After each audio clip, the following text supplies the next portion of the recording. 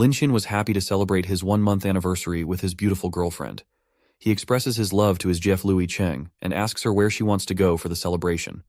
The girl then proposed to break up with him. This was how Lin Xin's 1-month relationship was over. He tried to request her to not leave him, but all went to vain. Suddenly, a luxurious car approached at such a high speed that Lin Xin almost got crushed. The driver, a rich and young guy, stopped his car near Liu Cheng. He took his sunglasses off, apologized for being late, and wished her a happy birthday. Liu Cheng hugged him affectionately and asked why he was late. She also mentioned how she was bored by Lin Xin and was angry too. The rich dude proposed to take her to IFC, a fancy restaurant, and to buy her a present. The girl was hugging him tightly, and he was touching her hair by saying that picking up girls needs money, and asked Lin Xin to look at himself and think if he deserved that beautiful girl. The rich dude took that hot chick with him, while Lin was standing beside with some flowers. Some other boys were looking at him from behind and started gossiping. One boy asked the other if the boy in front of them was Lin Xin, the famous licking dog. He mentioned how Lin Xin had worked overtime at his part-time job to chase that beautiful girl and to buy her gifts. The other boy was laughing as a second-generation rich kid had stolen Lin Xin's girlfriend in front of his eyes. He said that all the efforts of Xin were not fruitful because the other guy was rich after all. Lin Xin heard all those conversations and went on his knees.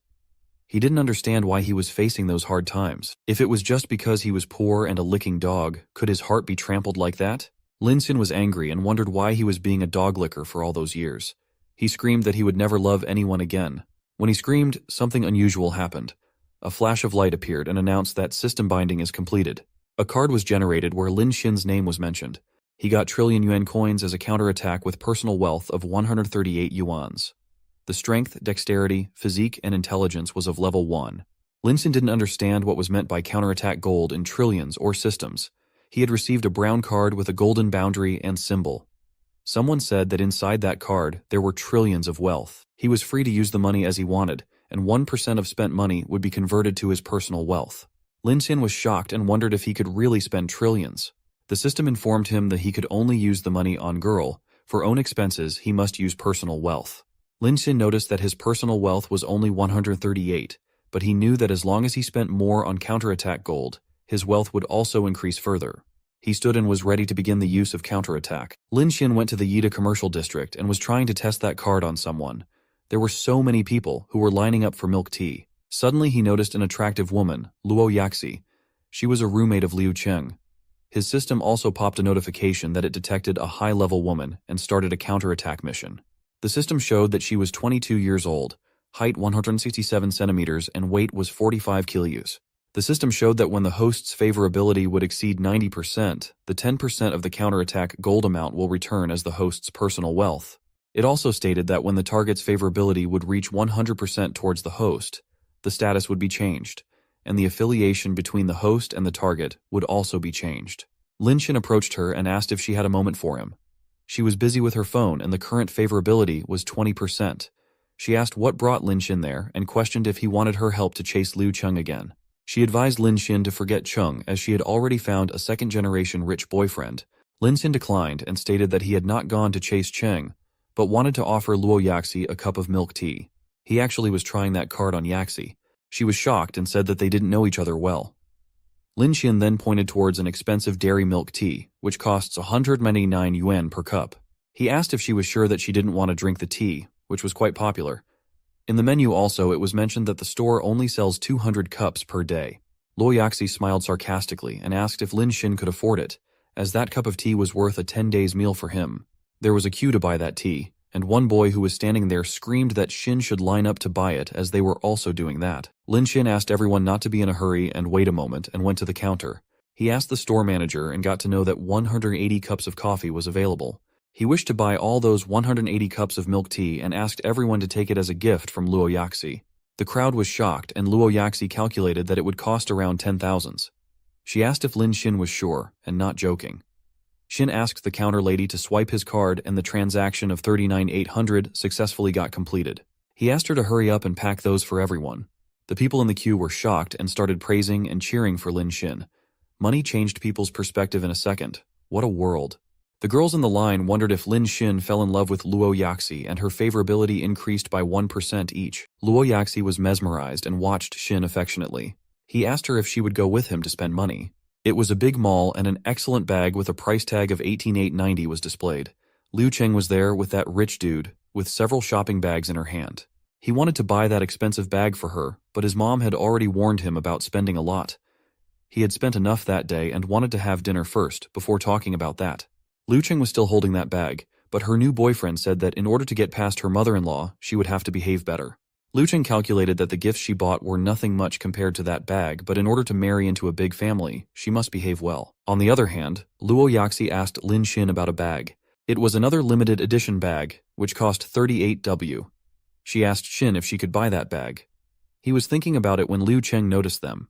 She called them from far away, and asked what they were doing there. She said that she knew how Xin was stalking her again, and asked if he was not convinced that he was dumped. She thought that Xin had begged Luo Yaxi to play an act in order to anger her. Chung said that they had already broken up, and asked why he was being disgusting. Lin Xin calmly asked who was stalking her and stated that he was there to buy bags with Luo Yaxi. Chung was not convinced, and asked if he didn't have any better excuse. After all, he was poor in the morning. The system showed information about Liu Chung. Lin Xin told Chung that since they had broken up, he could go wherever he wanted, and asked her not to butt in on his personal life. He warned her not to put a finger on him, and asked if she thought that he was still the same. Liu Cheng was still not convinced that he had become a rich second generation in just mere hours, and her favorability towards him showed 25%. Her rich boyfriend then intervened and asked Xin not to brag much, but to purchase the bags if he had the ability. Lin Xin asked for a moment to think, but Liu Cheng kept screaming that Xin couldn't afford it. But our hero had other plans and said that buying one bag would not be enough.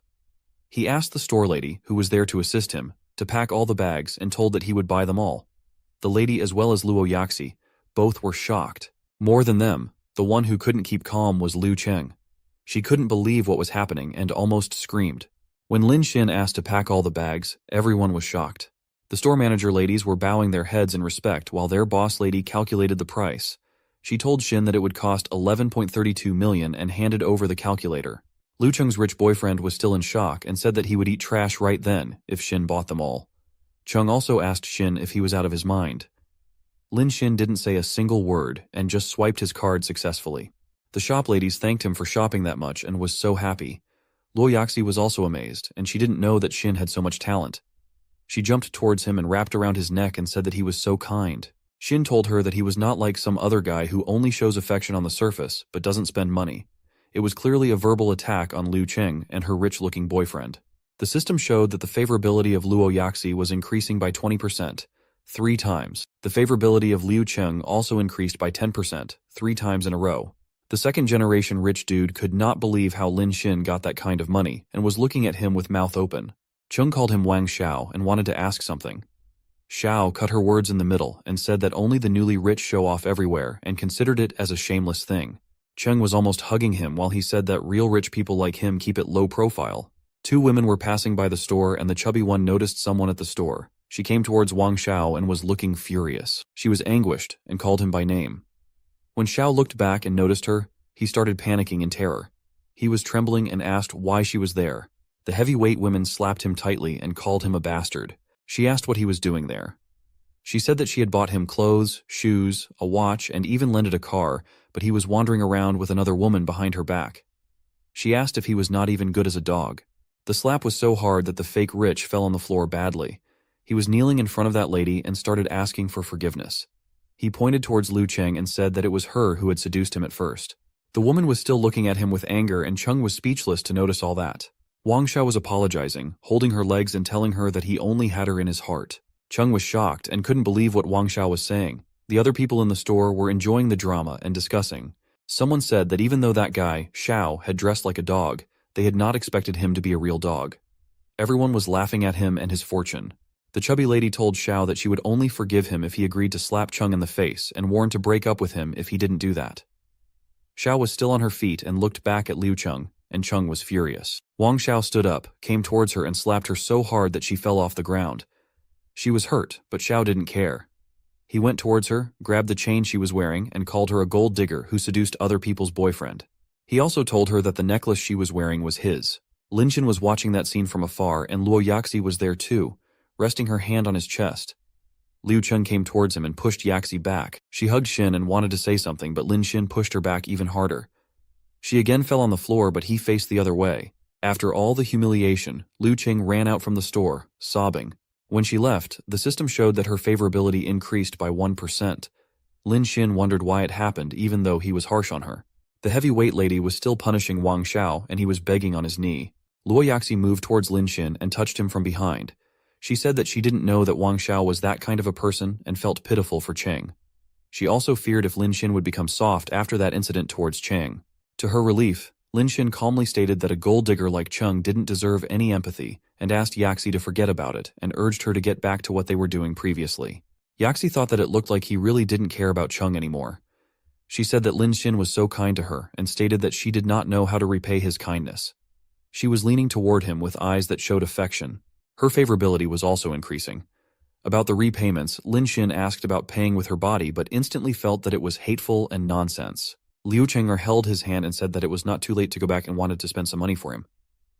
Lin Xin was confused if she wanted to pay him, but she almost pushed him to a store. She showed him some beautiful shirts and expressed her willingness to try some clothes on him. She pushed him towards the changing room and the store lady was watching them in confusion. After a few trials, Xin was wearing a blue check shirt and Yaxi complimented that it looked good on him. While doing the payment, she gave her card to swipe and the amount of 10,175 yuan was successfully transacted. Lin Xin then came out from the trial room with his new clothes. He was looking very handsome in jeans, a high-neck t-shirt, and a long overcoat. The ladies in the store looked at him with fondness. Luo Yaxi was so happy to see Xin like that, and her eyes showed happiness and passion.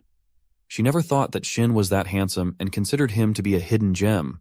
Her favorability further increased by 10% and reached 72%. Since Cheng didn't want him, Yaxi wanted to make Xin her. Lin Xin then went to see himself in the mirror.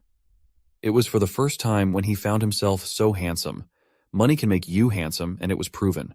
Lin Xin knew that all that happened because of the system, and he didn't expect Luo Yaxi to spend 9,000 to 10,000 on him. Liu Cheng was wearing a bathrobe and drying her hair. Luo Yaxi noticed her and asked if her face was all right. She was shocked and put her hands on mouth as she noticed the hand stamp on her cheek. It was actually karma for being greedy. Cheng said that she was fine, and thanked Lin Xin for exposing Wang Xiao's truth as she would have been kept in the dark otherwise. Luo Yaxi agreed and said that Cheng would not meet someone like Wang Xiao in future. Yaxi then showed Cheng the expensive bag Xin had bought and Cheng asked her to take it. The girls were happy and hugged each other. Yaxi said that she thought Cheng would mind it, but Cheng reassured that they were good sisters. Deep down, the two were not happy, but actually faking the bond and cursing each other. Cheng had a 1-month relationship with Lin Xin and couldn't tolerate an outsider like Yaxi to interfere. Yaxi considered her a characterless woman and thought that Xin had been with her since then. After the shopping, Lin Xin also returned to the boys' dormitory. He had been shopping with Liu Yaxi all day and was too exhausted. He wondered if he would do that every time when he spent kicking dog gold and decided to find another way. When he was about to go upstairs, he noticed 3 boys coming down. Xin greeted them, but they focused only on Xin's clothes. One guy, Wang Jin, screamed that the outfit probably had cost Xin a lot of money. The other 2 thought that Xin had bought fake brands to show off as a second-generation rich boy. They had seen many poor boys like Xin doing that to attack attention. Wang Jin wrapped his hands over Xin's shoulder and stated how he has heard some rumors about Lin Xin. He talked about the incident where Lin Xin chased and spent so much money on Liu Cheng, but she dumped him. Wang Jin again said that he should spend money on online anchors as they don't break their hearts. The students were watching some shows, and the Goddess of Tea was live. The 2 guys were discussing how it was not affordable for ordinary people to swipe thousands of gifts to her. Lin Xin realized that he could also spend money on live streaming platforms and smiled. Lin Xin put his hand on Wang Jin's shoulder and said thank you. When Xin leaves, the guys talked about how they had pissed him, but he thanked him instead. They thought that something was really wrong with Xin's brain. One of them said that it was boring and suggested that they better watch the streamer Cha-Cha. He also informed Jin that the young Master Shu went on the air and it excited him. Lin Xin arrived at his room, which was a mess with clothes and leftover food lying around. He laid on the bed and looked at the phone and installed the leopard tooth application. After the installation was completed, Lin Xin was signed up with a nickname called Poor as Money. It was his first time and he decided to see where the list of streamers was. There was only a list in which no one was online. Xin remembered that the guys had mentioned a name, Cha-Cha, and searched for her. A girl in purple lingerie with an attractive body showed up, winking at the audience. Some audience members who were watching the live show were commenting on flirty and notorious things. Lin Xin's mouth was opened as he watched her and decided to spend money. Xin then wondered if the system could accept a counterattack mission from the live streaming. The system notified Lin Xin that the appearance of the streamer must exceed 80 points, otherwise the counterattack mission could not be started. It also told him how the streamers had filters on their faces, and that it is impossible to determine their appearance before meeting offline. Lin Xin admired the knowledge the system had. He then calculated that Cha-Cha looked over 90 and she should not be bad without filters too. He suddenly realized that he didn't care about her and anyhow wanted to spend money. Lin Xin was sitting on a couch, relaxing and smoking a cigarette. A notification popped out that someone with username Zhu Xiao had gifted her X5 golden leopards. Cha-Cha was amazed and thanked young Master Shu for the gift. Someone who was watching the livestream commented that it was expected from Shu, as he had sent a gift worth 10,000 yuan. Other people were writing about the beauty of Cha-Cha and their love towards her. Shu Xiao was on level 24 and he wrote about the competition coming up soon between Cao Cao and Shuang Shuang. He asked if everyone was ready and someone named Jin Wang with level 15 replied quickly. Lin Xin thought that it must be his senior Wang Jin. Lin Xin then wondered how to send a gift. Zhu Xiao writes that their opponents may have come up with some tactics and wanted to tell everyone something. Wang Jin texted the rest of the users to keep quiet while young Master Shu was talking. Lin Xin smiled and considered Wang Jin to be an obedient dog of Shu. Shu Xiao again wrote that he didn't care about the strategy and strength of the other opponent. He asked everyone to charge him as soon as the game starts with all the strength they have. Lin Xin with his username Whiteboard, too poor to have money, wrote a text asking Cao Cao about how much money he would need for the first list and should he first buy gifts or brands. Since Shu Xiao was not finished talking, it angered Jin Wang. He used curse words and asked who was replying while Shu Xiao was talking, despite being asked to keep quiet. Shu Xiao's ego was hurt and he demanded Cao Cao to kick out that user account. Cao Cao was sitting in front of her phone, with a ring light. She was looking at the screen of her phone and thinking about the PK which was about to start, where she could only rely on Shu Xiao. For her, Whiteboard was just a newcomer, that had obviously just signed up and didn't send her any gift. She was feeling nervous as her competition with Shuang Shuang was about to start and Shu Xiao's tone was serious. She decided to kick out Lin Xin and he received a notification on his phone. He realized that Cao Cao kicked him and decided to watch the live streaming of Shuang. The game had begun. Cao Cao told Shuang that she didn't have a chance to win and suggested that she should give up early. She promised to come up with an easier punishment for Shuang in that case. Shuang was also a beautiful girl, wearing white lingerie and cat ears. She crossed her arms and told Cao Cao that she also had so many followers, and asked Cao Cao not to talk and to start the game immediately. The competition between Cao Cao and Shuang started.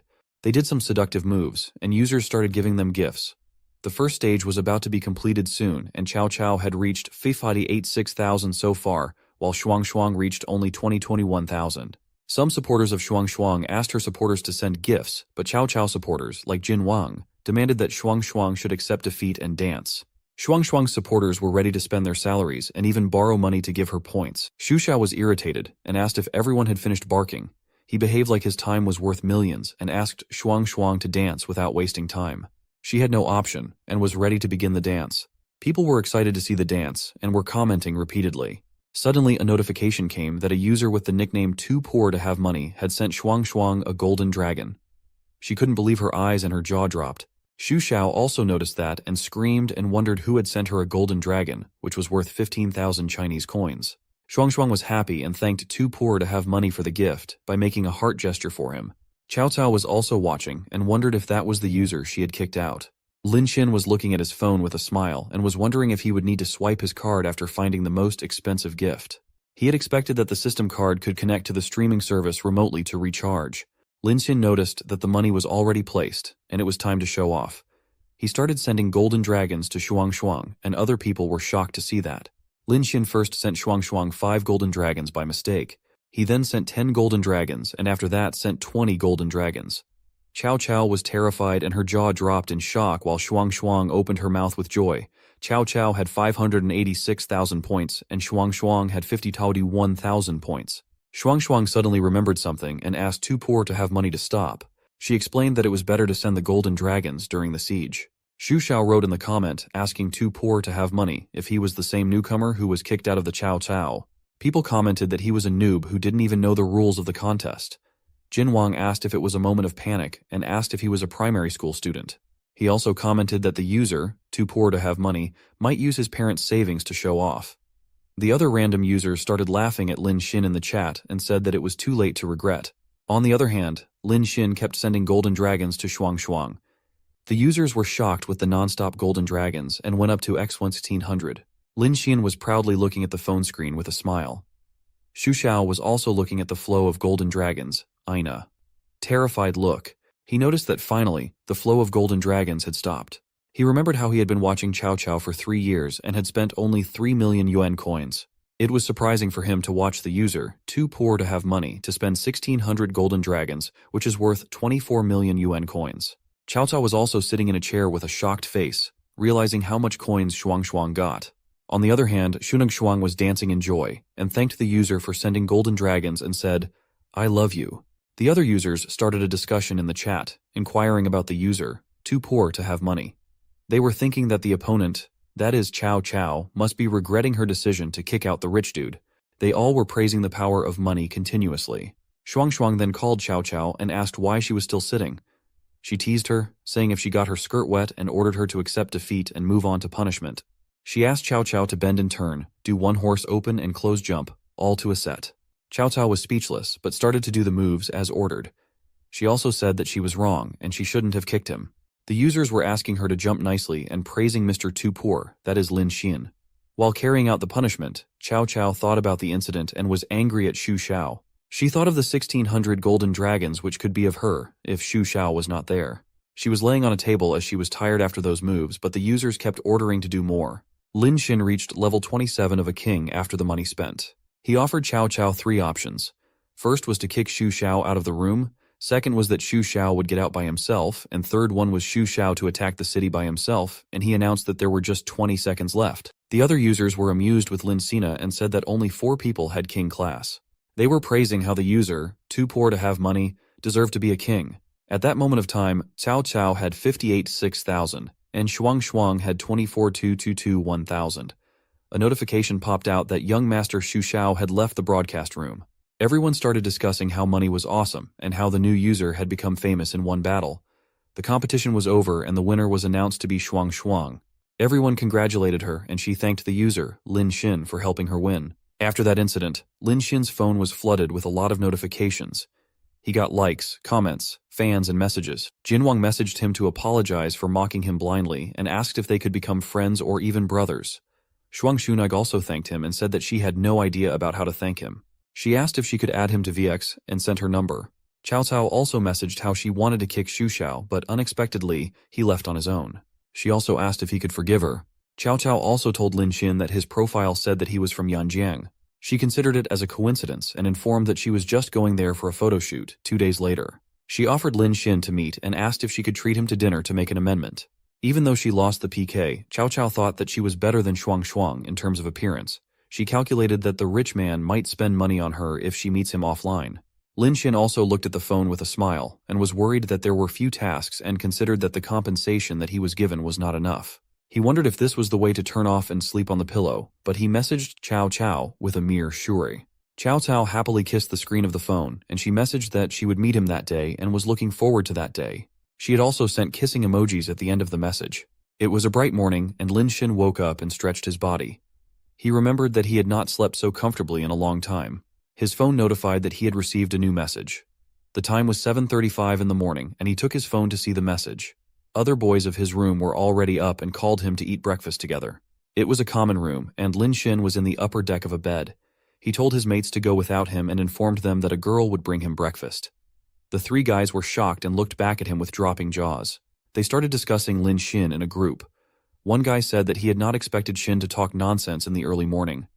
The other guy shared how Liu Cheng broke up with Lin Xin the day before. He also said that he thought Lin Xin's mood was good after seeing him the night before. Someone asked how Xin could be okay after getting dumped. One guy suggested that they should take Lin Xin to have some drinks.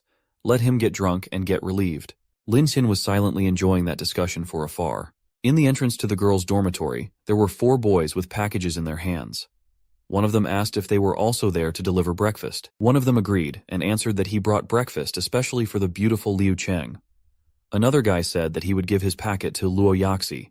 The last one considered it as a coincidence. One of the guys asked if the others had also seen Liu Cheng's story the night before.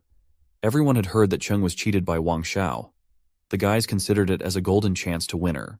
She had posted a picture with a status which reads that, "Tomorrow is new life, bid farewell to the past, no longer have any nostalgia." Luo Yaxi, on the other hand, posted that it turned out that the person she had been looking for was always behind her. One guy thought that Luo Yaxi was referring to him and told everyone that she might have noticed him because he was always there. It was Wang Jin, and he was there with a box in his hand. Jin asked what was the difference between them and the licking dog, Lin Xin. He asked if those guys didn't know the story of him and said that there was no chance that Yaxi would go out with a licking dog. One guy didn't understand who Lin Xin was, so another one explained that he was the guy who ran after Liu Cheng for 3 years. One guy asked if their senior Wang Jin didn't come to give breakfast to Luo Yaxi. Jin laughed at them and asked if they would call it breakfast. He raised his hand with the box on top of them and bragged about it. It was milk-capped, light-sweet, low-calorie macaron, which he had bought from a French restaurant. That breakfast cost 600 yuan per serving, and the guys agreed that it was so expensive. He insulated the other simps waiting for their turns and told them that it needs money to pick girls. He did the maths and said that if someone spends only $10 a day for a whole year, then the girl would simply consider him as stingy. He gave them a trick to spend hundreds of thousands of dollars a day to be able to get girls. While Wang Jin was giving the guidance to his juniors, someone shouted that the girls had arrived. Liu Cheng and Luo Yaxi were coming downstairs, holding hands and smiling. The guys were looking at them with admiration, opening their mouths like dogs. They admired their beauty and started informing them that they had bought breakfast. Wang Jin told Luo Yaxi that she was looking even more beautiful that day, and he showed her the box. He bragged how he had bought her light sweet and low-calorie macaron. When some guy offered her breakfast, Liu Cheng told them that her breakfast was coming. On the other hand, Luo Yaxi accepted a box of expensive macaron from Wang Jin and thanked him. Wang Jin was happy that Yaxi had accepted the food, and the other guys watched it with admiration. They said that it was expected from Jin. Suddenly, Wang Jin noticed 4 guys walking with Lin Xin. He yelled at Lin Xin and asked if he had just come. Yaxi was near Jin holding that box, and he asked if Xin didn't want to give breakfast to Liu Cheng, even though she dumped him the day before. One of the guys standing with Lin Xin said with an upset mind that it was Wang Jin again. Jin continued with his words and said that it was nothing new for Xin, as he had been chasing after Liu Cheng so hard for 3 years. One of the guys behind Wang Jin informed Lin Xin that Cheng had already ordered delivery. Wang Jin teased Xin by saying that he was late and asked him to come back early the next day. Lin Xin didn't say a word, but waited. Luo Yaxi approached Lin Xin and asked if he had breakfast. He said no, and asked if she had not messaged him saying that she wanted to treat him. The guys standing with Wang Jin couldn't believe in their eyes or ears. They wondered if Lin Xin was telling the truth or if they were dreaming. Wang Jin and the other guys widely opened their mouths as the event turns out like that. Liu Cheng also looked at Yaxi with anger. Suddenly the courier came to Liu Cheng and informed him that he had brought her delivery. Luo Yaxi then handed Lin Xin the expensive breakfast she got. She was standing affectionately and told him that it was milk-cap macaron. Lin Xin was so happy to get that tasty treat and admiringly yelled. He also noticed how her favorability increased by 7%. He wondered why it went up when she was the one who had brought the breakfast. Liu Cheng also went towards him and called his name softly. She offered him the Tianyuan Mujia that she bought especially for Lin Xin, which was worth 368 yuan. She asked for forgiveness for the way she had behaved the day before. Chun throwed herself on his chest and said that she was touched by his 3 years of hard work chasing him. She asked if he would forgive her as she was naive back then. Liu Cheng thought that he was still attached to her, but Lin Xin turned around and walked away from her. He knew that he would have to become a licking dog who followed her around if he forgave her. He said there was no chance for that to happen as he was not the same he used to be. He also said that Liu Cheng was sticking too close and it would be inappropriate to be seen by teachers. Liu Cheng thought that Lin Xin still had feelings for him, and that's why he was worried about her image. Her favorability increased by 70% at that moment. On the other hand, Luo Yaxi witnessed the whole scene, where Lin Xin pushed Liu Cheng away. She knew that Cheng had used that trick before, but it did not work on Lin Xin from then. Her favorability also increased by 10% as she thought that Lin Xin did it for her. Lin Xin noticed how the favorability got increased for both the girls and shocked to think it increased for him at the same time. The other guys who were standing there were also in shock with what was happening. They could not believe Liu Cheng and Luo Yaxi fighting over Lin Xin, who they considered to be good for nothing. The 2 beautiful girls went to Lin Xin and asked him to eat their breakfast only. The girls were so close to him that he was forced to sit down on the bench. Liu Cheng leaned over him and asked him to open his mouth, offering him food. Luo Yaxi was angry with her best friend and yelled at her. Wang Jin was terrified to watch the scene and hold his head in shock. He screamed how it could be possible that those 2 ladies were fighting over a man like Lin Xin. When the girls forced him to eat, Lin Xin raised his middle finger and said that he had clicked his phone 1,600 times with that finger. He said that his finger was cramping, but luckily there were those girls to take care of him. Liu Cheng crawled towards Lin Xin immediately and asked if she could see his hand. Luo Yaxi squatted in front of him and offered to feed him macaron. All the guys were looking at that in shock, and one was even filming it with his phone. Lin Xin was fed by the two beauties, and the boys could not believe it. They especially imagined Luo Yaxi, who was wearing a short skirt and sat in front of Lin Xin in squatting position. They imagined Lin Xin's point of view and started screaming. One guy described how Xin was eating ice cream with eyes and macarons with mouth, and he wanted to die of envy. The guys wondered how big the news would be. Luo Yaxi whispered in Lin Xin's ear that she would change the color later. After watching that, suddenly Wang Jin bleeded from his mouth. One guy yelled to call the school doctor, and soon Wang Jin was carried away on a stretcher, while Lin Xin kept eating foods from the girls. In the campus post bar, the photograph of these events was posted with a caption mentioning how Liu Cheng and her best friend asked Lin Xin to eat breakfast together. The post made a sensation in the school, and a discussion began under the post. People were admiring Liu Cheng, and they couldn't believe that the guy getting fed was Lin Xin. They wondered if Lin Xin was a second-generation rich. One guy commented that he was also in that scene and confirmed how Lin Xin told about pressing his phone 1,600 times. But others considered it to be a lame excuse. There was another post on the campus bar about the competition between the streamer Cao Cao and Shuang Shuang. It posted how a leopard tooth girl had received gifts worth 24 million. People were actively discussing that news too. One guy wondered if Lin Xin was the one who was given that heavenly amount. Some guys pointed out that Lin Xin could be doing that on purpose. One of Lin Xin's friends yelled at him, pointed to his phone, and told Lin Xin that he was on the news. He also informed me that the journalism department wanted to interview him. Lin Xin spits out the pasta, yelling that there was no way for that to happen, and runs away. Liu Cheng and Luo Yaxi tried to stop him but couldn't. After he left, Luo Yaxi yelled at Cheng. She said that Lin Xin was originally from a low-key rich generation who didn't like to show off. She blamed Cheng for making it a big news and made him unhappy. Liu Cheng said that it was actually Yaxi's fault because she made Wang vomit blood. Lin Xin was hiding behind a wall and was looking at the guys. He hoped that those reporters had not followed him. On the other hand, Chao Kai sent a photo of her licking ice cream. She informed him that she would reach Yanjiang's airport at 7:30 that night. She asked if Lin Xin would come to pick him up.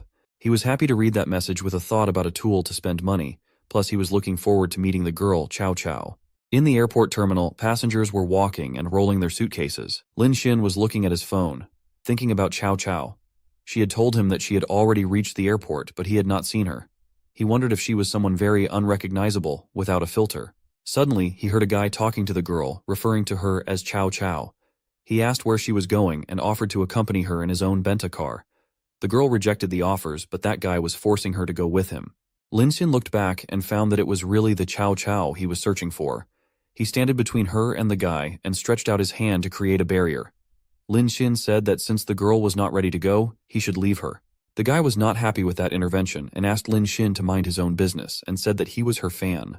Suddenly Cao Cao recognized Lin Xin and asked if he was Mr. Qian. She showed her phone and said that his clothes were the same as described in VX. Lin Xin confirmed that it was him, and the guy jumped in shock and screamed. He bowed his head and apologized for not recognizing Lin Xin at first. Cao Cao left with Lin Xin and thanked him for saving her, while hugging his hand. Cao Cao thought that the guy gave her a gift of a few hundred yuan and wanted her to drive in his car for that. She told Lin Xin that she always thought that Mr. Qian would be a 40-year-old businessman. Cao Cao never imagined that he was so young and handsome. Lin Xin was smiling and asked her to call him by his name, Lin Xin. He also told her how he had not expected her to be more gorgeous offline than on the stream. Cao Cao commented that Lin Xin was good at talking. The system informs him that he can start a counterattack. Her age was 21 years, height 170 cm and 48 kg weight. Current favorability was 30%. Suddenly a guy, wearing a formal suit, raised his hand and called Cao Cao. She approached the man while wrapping Lin Xin's arm and called that man Mr. Zhao. She asked why he had gone there and introduced that man to Lin Xin. She said that the man often sent her a lot of gifts in the live broadcast room.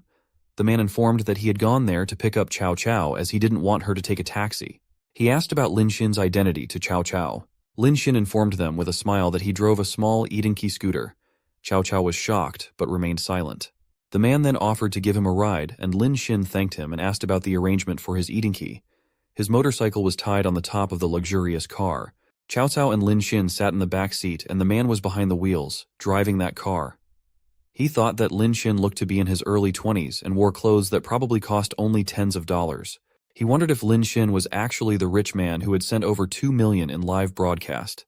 He said that he had not imagined Mitch to be low-key and asked if that was simplicity. The man said that Cao Cao probably wouldn't mind riding a scooter, but she had so much luggage with her, so it was more convenient to ride in his car. He asked Mr. Qian if he was right, and Lin Xin confirmed. Chow Chow kept looking at Lin Xin and wondered if he was really rich. After a few moments, the car had stopped in front of a mansion. Chow Chow gracefully entered the room and waved her hands to greet the people. There were few rich-looking, mid-aged people sitting at the dinner table.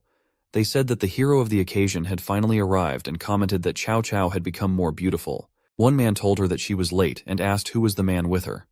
Chow Chow introduced Lin Xin as the rich guy who had spent more than 20 million money on livestream to beat Xu Xiao. All the people sitting there stood up and were shocked. They asked if he was really Mr. Chen, and commented that he was too young, and one man said that he had admired Mr. Chen for a long time. Lin Xin remembered how Chow Chow invited him to dinner and promised to make amends. He realized that it was a way to gather the big shots who sent Chow Chow gifts at Leopard's Teeth. It was Chow Chow's Big Daddy dinner, and Lin Xin realized that she had a lot of wealthy hearts. Everyone was sitting at the table and a waitress was serving them some delicacy. One man then brings up the topic of Lin Xin and asks Mr. Zhao if Mr. Qian had come by in a donkey to pick Chow Chow. After hearing that, a man laughed.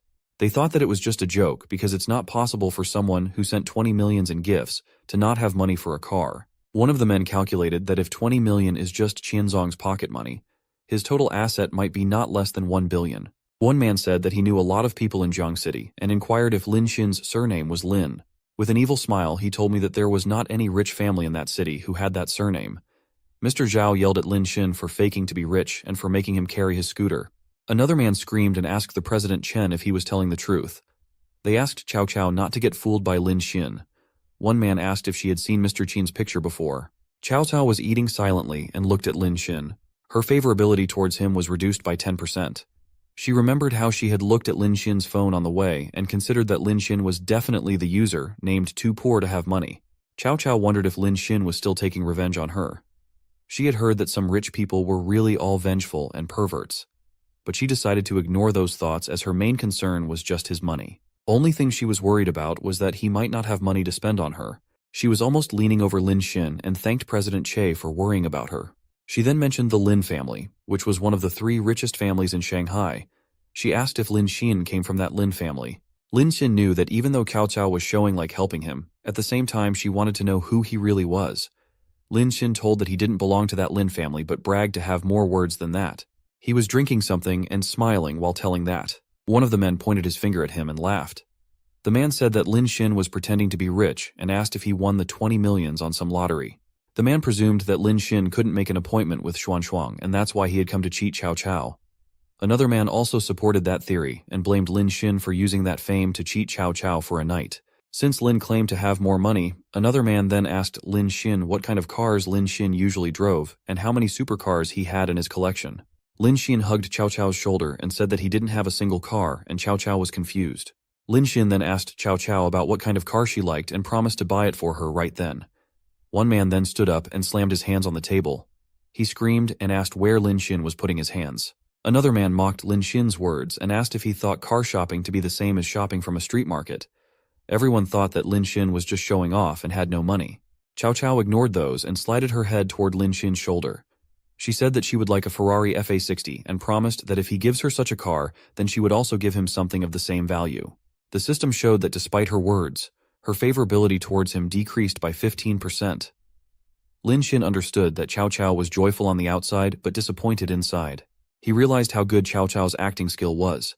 He then stood up and left to buy that car. Cao Cao waved her hands to him with a smile. Half an hour later, Cao Cao and all the men were standing outside the room. Someone said that Lin had made a fool of himself and thought that Lin was a clown. He suggested Cao Cao to sing in karaoke. She thought that Lin Xin was really a liar, but previously she had some hope. She agreed to sing karaoke for that man. Suddenly a beam of bright light rushed towards them and everyone was uncomfortable. The men could not understand what was going on. It was Lin Xin, standing with too many Ferrari F-A60 of different colors parked. Cao Cao and those men were in shock with mouths open. Lin Xin apologized to the gentlemen for blocking their cars with several thousand cars. He told everyone how Mr. Niu was so enthusiastic when he expressed willingness to buy a sports car and insisted on driving all of them over here to choose. Mr. Miu told humbly that their car service was meant for thoughtful sales and announced that Lin Xin's assets were verified by the Dragon Bank Black Diamond card. One of the men opens his mouth in shock, yelling that a Black Diamond card only verifies a person when he has at least 1 billion in assets. He asked if it was fake, and if those cars were rented to pretend. But another man told everyone that he knew Mr. Niu, and there was only one reason for Niu to be humble towards Lin Xin, which was that Lin Xin was really a rich man. After that, Lin Xin approached Cao Cao and told her that she was just in time. He informs her how a Ferrari FA60 was worth only 15 million and it was too cheap.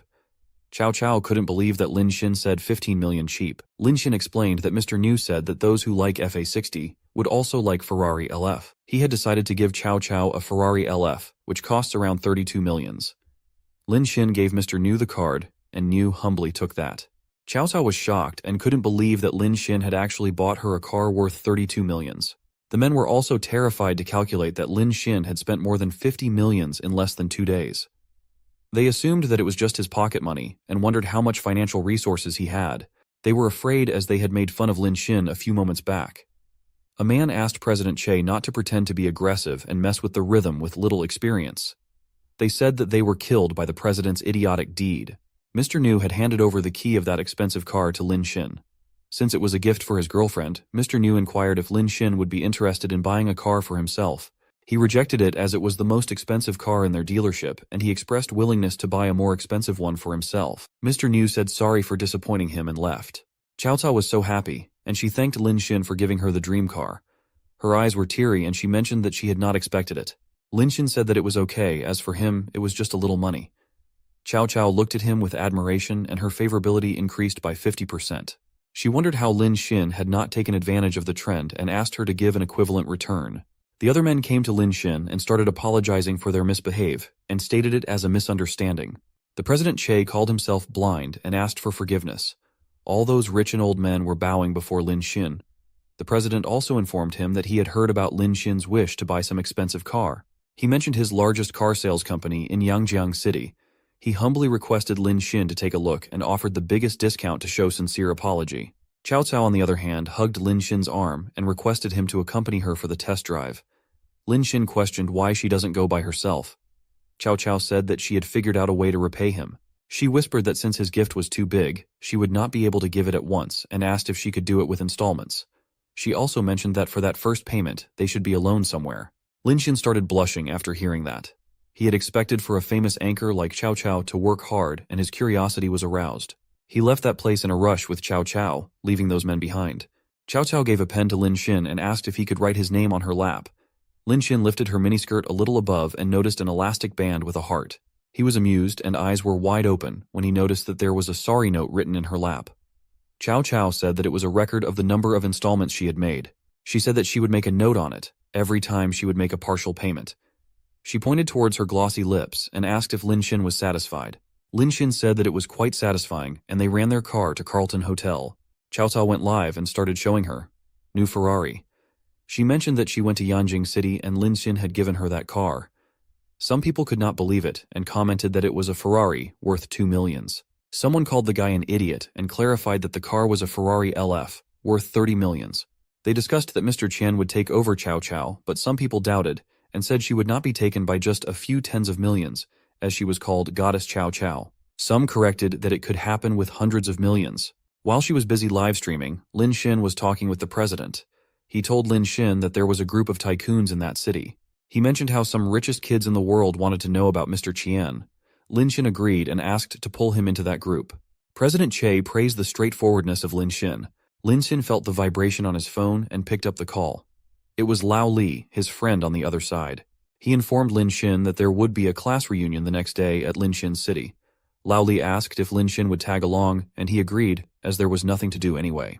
Lao Li also informed him about Xia Yushuan from the Department of Literature of Jiang University. She was considered a flower and was also going to that reunion. Although they were classmates, Lin Xin had never spoken to her. All he knew about her is that she was from a very rich family. Lin Xin agreed to join that reunion. The next day, Lin Xin reached the venue, a 5-star hotel named Meridian, in his scooty. Lao Li waved his hands to Lin Xin and he asked about the parking place, but Lao Li also had no idea.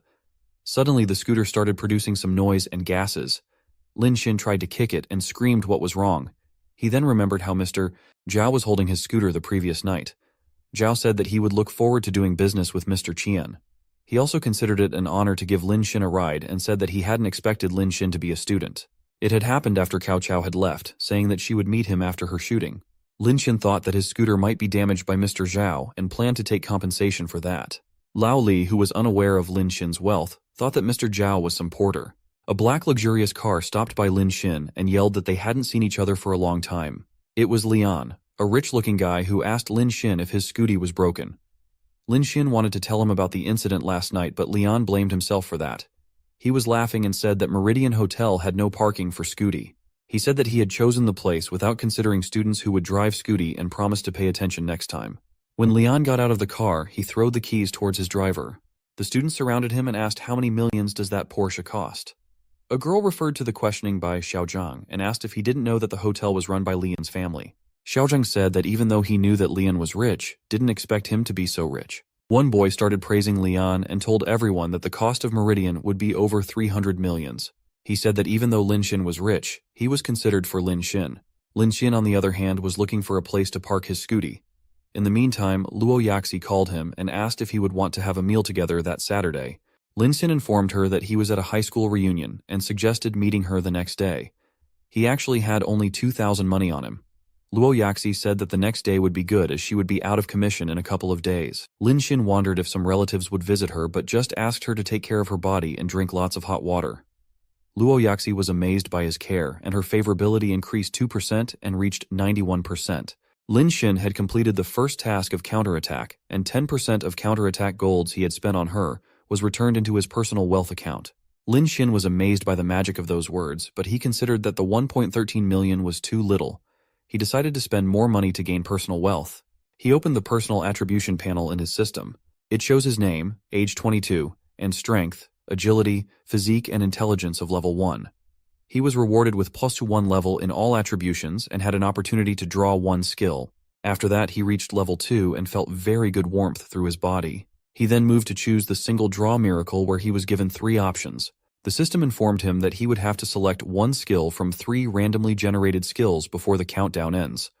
The clock started counting down, and there was 7 hours, 59 minutes, and 59 seconds left. The first skill, a level appreciation of cultural relics. Second skill was C level 5 whips of lightning, and the last one was D level singing and dancing rap. Lin Xin was devastated to see those skills as they had no use in everyday life. He suddenly remembered about his reunion party and decided to go there first. Since he had felt difficulties in parking the scooty, he thought to buy a car for him, but he couldn't use the money for himself. When Lin Xin entered the room, everyone was sitting around a round table. While taking a seat, Lin Xin asked Lao Li about Xiaoyuke Xuan. Rich Lian interrupted, and sarcastically said that Xiaoyuke Xuan had nothing to do with Lin Xin. He explained how Xiaoyuke Xuan was the most attractive girl from the literature department and had a very rich family background. Lin Xin asked if she was really from a very wealthy family. Lao Li was not surprised with Lin Xin's little knowledge and told him that Xia Shu belongs to a very strict and scholarly family. This was the reason for her being low profile. The students started discussing Xiaoyuke Xuan after that. Someone mentioned how he recently discovered that the city museum was owned by her family, and others commented on her wealth. A girl, who was trying to flatter Lian, said that Lin Xin and Xiaoyuke Xuan had nothing in common. She also mentioned how only Lian was qualified to chase Xiaoyuke Xuan. Another girl agreed, and Lian was proudly enjoying the attention he got due to money. Lin Xin, who was secretly rich, didn't pay attention to those words and was enjoying his brown coffee. Suddenly he noticed something, and his eyes became wide open. A beautiful lady in a graceful dress and attitude entered the room. She apologized for being late due to a traffic jam.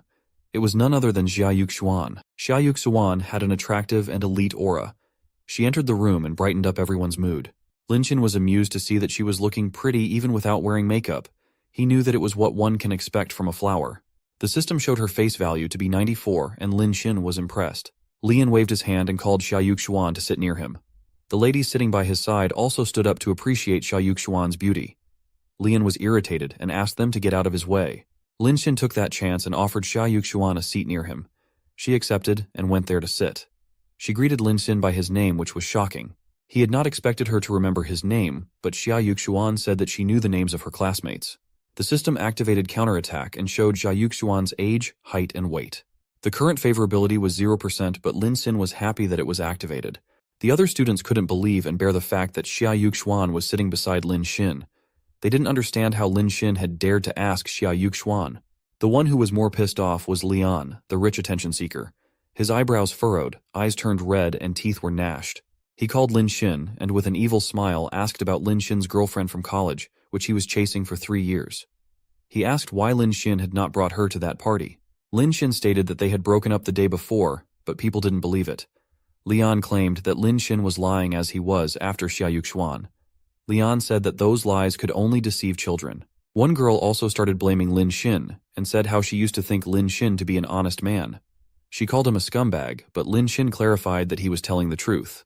Though Xia Yuxuan said nothing, her expression showed disappointment, and the favorability also decreased by 1%. Lin Xin turned blue after noticing that but Lian was cruelly happy. Lian then brought up the fact that Xia Yuxuan had a keen interest in art and cultural relics. He boasted that he had bought a Maria by Fitch from a collector in Shanghai. Xian Yuxuan looked back at the picture hanging on the wall and Lian asked if she liked it.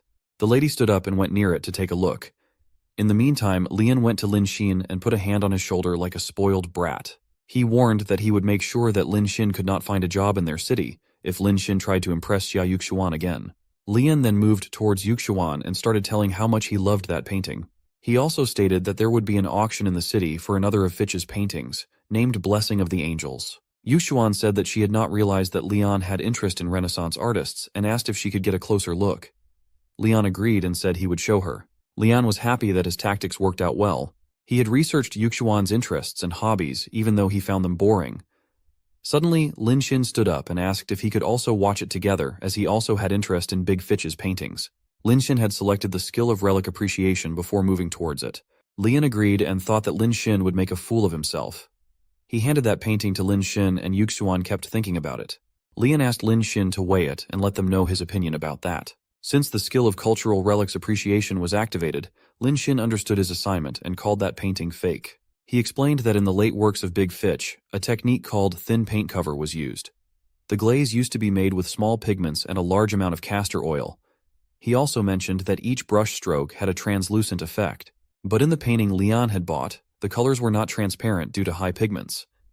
Lin Xin also described how Big Fitch used to fade corners of the eyes and mouths of his characters to achieve a delicate softness without boundaries. Xia Yuxuan was amused to hear those facts from Lin Xin, and he said that the taper was a little hard to use. Lin Xin finally told Lian that the painting he had bought was a fake picture. Lian was shocked and irritated with Lin Xin's words. He called Lin Xin a layman, didn't believe in his words, and claimed that Lin Xin had learned half-baked water appreciation technique from the internet. One girl who was simping Lian also asked Lin Xin not to pretend to be a professional. Lao Li also asked Lin Xin not to talk about it anymore. To their surprise, Xia Yuxuan stood up for Lin Xin, said that he was right and stated that she also had studied appreciation of Big Fetch. She claimed that the painting was just a high-quality imitation. Everyone was shocked and couldn't believe it. They almost jumped in terror with mouths wide open. Xian Yuxuan looked at Lin Xin with admiration and asked how he acquired such professional knowledge. Lin Xin told her how as a child, he was upset about foreigners robbing their culture. He also shared about his goal to buy and return all the artifacts to the country. Even though we know that he had acquired that skill just a minute ago. Lian burst out laughing when he heard about Lin Xin's dream and asked if he could really do that. Lian told him that there was nothing one could not buy with a certain amount of money. Lian and his minions started laughing at Lin Xin and asked if he was a schoolboy. Despite their insults, Xia Yuxuan said that she also had that unrealistic dream as a child. The system showed that her favorability towards Xin increased by 5%. The students didn't stop laughing and acting weird, though. With a calm voice, Lin Xin said that dreams were too far-fetched a term, but they were just goals that he would accomplish. Everyone was shocked to hear that confident statement. Lian noticed that Yuxian had sat back down next to Lin Xin again. It made him even more angry and desperate. He went behind Lin Xin and stood by with a weird look. He couldn't believe how Lin Xin had dared to pretend to be aggressive in front of him and tried to steal Xia Yuxuan from him. He promised to make Lin Xin realize the difference between him and Lin Xin. On the other hand, Lin Xin was sitting just quietly and peacefully. There were some delicious dishes served at the table. Tuscan salad, Brussels chocolate soufflé, slow-cooked Canadian veal shank with seasonal stories, Andean venison salad with spices were included. The students were surprised to see those dishes, and Lao Li told everyone that he had never eaten such dishes before. Xiaozhang asked why everyone was served different dishes. Lian asked if he didn't know such simple things. He explained that those dishes were not included in the menu but were specially decided by the chef. He mentioned that the chef used to work in a Michelin 3-star restaurant and had that personality. He said that it all depends on the mood of the chef when cooking. Lian also commented that Lin Xin's luck was not good as he was served with some boring bun and salad. They didn't understand what was going on, and someone thought it to be some item from molecular cuisine. He mentioned that chefs on the internet made those kinds of strawberries and all. When Lin Xin took a bite of that bun, he realized that it was normal steamed buns and squash. It was not surprising, as he had already assumed that Lian would try to bully him. Lian kept asking how those steamed buns tasted. He offered to order someone to withdraw the dish and ask the chef to make another one, if Lin Xin didn't like the taste. He then mentioned how the chef cooked delicately and no dish could be cooked in 1 to 2 hours. The purple-haired simp girl commented that it would be worth waiting for that long for a delicacy made by that chef. Lian said that if they didn't wait, it would not be good to sing karaoke with an empty stomach. The girl was excited and asked if he had planned to sing later. While Lian was busy with that conversation, he suddenly noticed that Lin Xin and Xia Yuxuan were busy talking. It made him jealous and shocked at the same time. Lin Xin was telling Yuxuan that the patterns on both sides of the nose of the gold mask were beautiful and had the function of eliminating the wrinkles of the mask. He appreciated the wisdom of the ancient times. Xin Yuxuan was impressed with his ability, and her favorability increased by 2%. She said that the professional knowledge Lin Xin had was the same as her teacher. She promised to invite him next time to appreciate it, together with her master. Lian felt like a joker to watch that ongoing chemistry. Lin Xin noticed his phone notification, which said that he was invited by Mr. Che to join Yanjiang Prince-Daughter group. He remembered how Mr. Cho told him about that rich second-generation group the previous night. He joined and started reading those messages on that group. The users were very pleased to see that Mr. Che had brought Mr. Qian in that group. Someone doubted him, but the others mentioned how Mr. Qian had gifted Cao Cao a 30 million worth car the previous night. Lin Xin was reading those texts and wondered if it would be better for a newcomer to send greeting gifts. Since counterattack gold could not be used on men, he found a girl who looked okay. In the group, a notification came that the user, too poor to have money left to transfer 18.88 million to a user named Smiling Yanbao. Lin Xin then texted that in that application he couldn't send big red envelopes. He said that he had sent money casually to one person, and it was to invite everyone to drink tea. Smiling Yanbo thanked Mr. Qian, and everyone was shocked. A user named Shichiro Inoue said that the money Mr. Qian had given them to drink tea was worth half his pocket money. The user who earlier had suspected Mr. Qian also apologized for his behavior. While everyone was busy thanking Mr. Qian, a profile named High Profile Prince called him arrogant. He then asked if Mr. Qian wanted to go to Meladin. Mr. Qian said that he was already there, and some other users were also ready to go there. The high-profile prince was actually Lian. He had messaged Mr. Qian and introduced himself as the young master of Meridian, Feng Billion. He said that he would cover all the money spent on that day in Melaton. Lin Xin messaged asking what Lian's point was, and deep down he considered it as a coincidence. Lian said that money was always welcomed and expressed his willingness to be hospitable.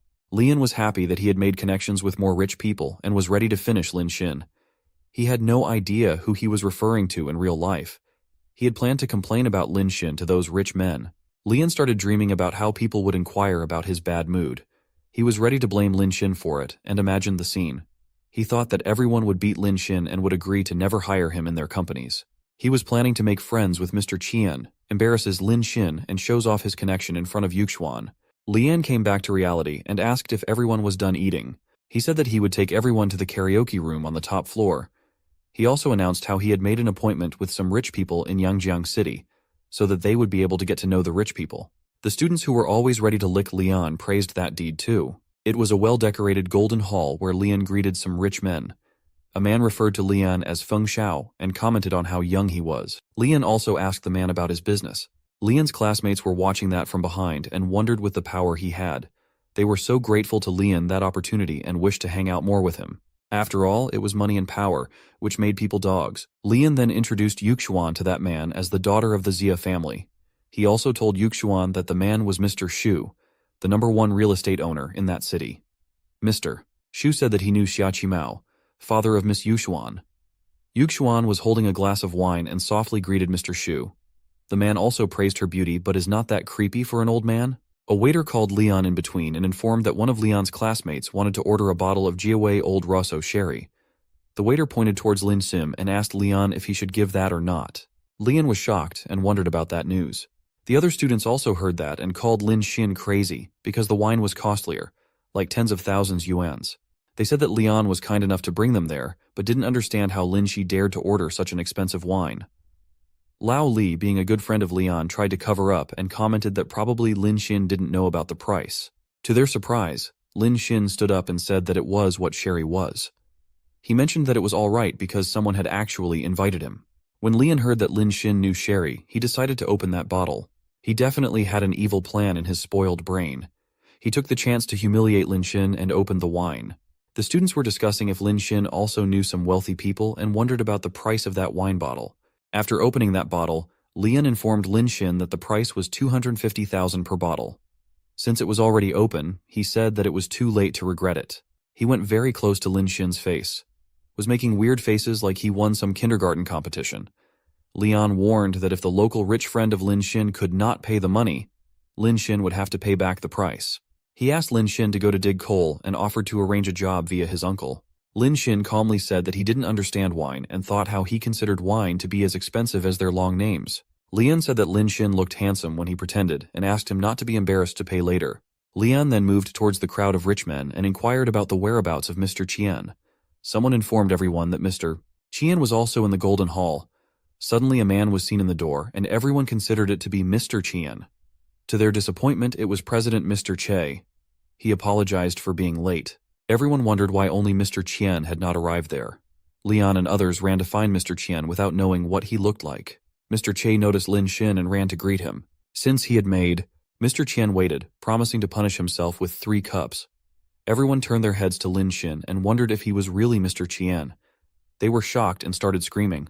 Only Jia Yuxuan was clueless, as she didn't read gossip news. Lian was terrified to learn that and almost screamed. Lin Xin said that he was really Mr. Qian. The other second-generation rich kids started praising Lin Xin for his good look and young age. One person even asked if Mr. Qian had a girlfriend and wanted to introduce Mr. Qian to his sister. Lin Xin's classmates were more than shocked, and their jaws dropped. The pink-haired girl asked if Lin Xin was so rich. The other guy commented on how the other rich people were behaving like licking dogs in front of Lin Xin. Lao Li said that it was completely different from how those people were behaving with Lian. Lian was still in disbelief and aggressively told everyone that Lin Xin was cheating those men with unknown methods. He claimed to know Lin Xin's parents and said that they were just super poor. He didn't believe Lin Xin to be Mr. Qian. President Che was done with Lian's attitude and started scolding him. He insulted Lian and asked to shut up. Mr. Che also called Lian to be the trashiest person with the lowest education and ability. Mr. Cho mentioned how Lian just spent a lot of money given by his parents every month and called it a failed investment. He said that the stocks were losing money and considered it a shame to their group. He asked how Lian had dared to offend and scold Mr. Qian without any ability. President Che was very angry that he kept bad-mouthing Lian continuously. Lin Xin was enjoying the show with a wine glass in his hand. Che asked everyone to kick Lian out of that prince and daughters group. Lian was panicking and shaking his legs in fear. He asked Mr. Che not to do so. Lin Xin proudly raised his glass and said that it was okay, as Lian had promised to bear his expenses for that day. Lin Xin then asked the bartender to distribute the most expensive wine to all the audience. He also asked everyone to drink until they were satisfied.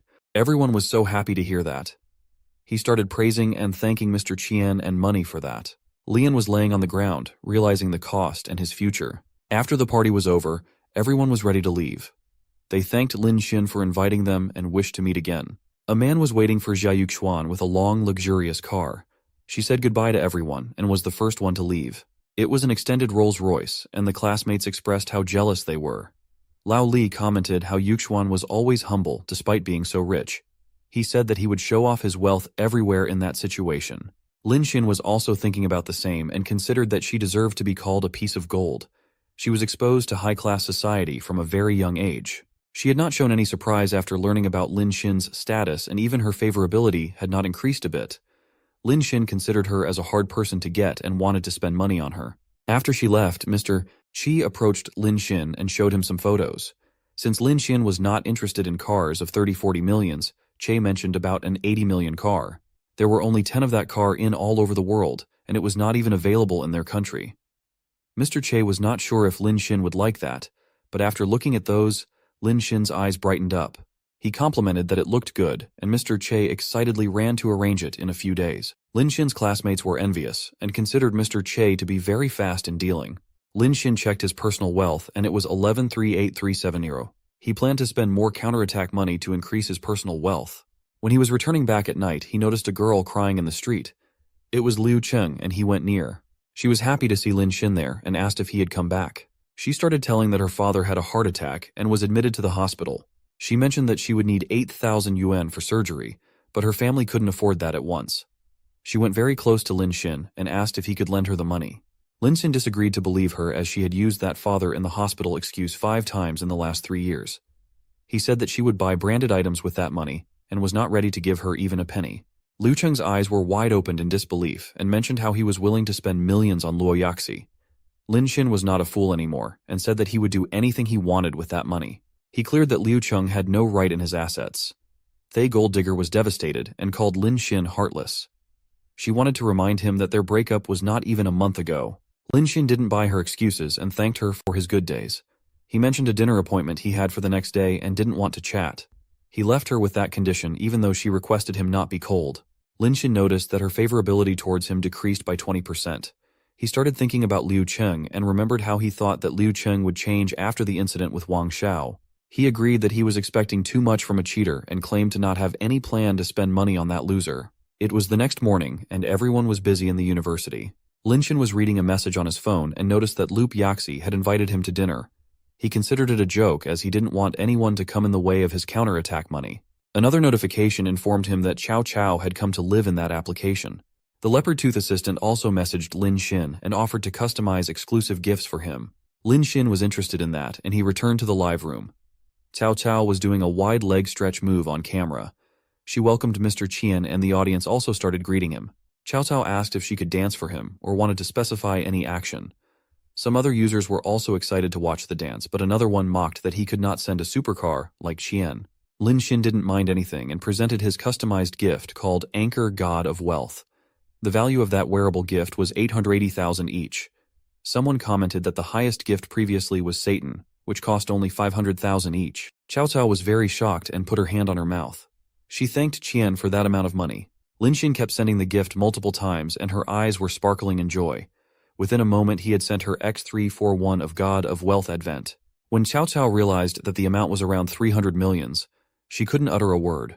Her favorability increased by 20%. She was sweating and blushing with teary eyes. She promised to do anything for Mr. Qian, but the system told her that he had left the live room.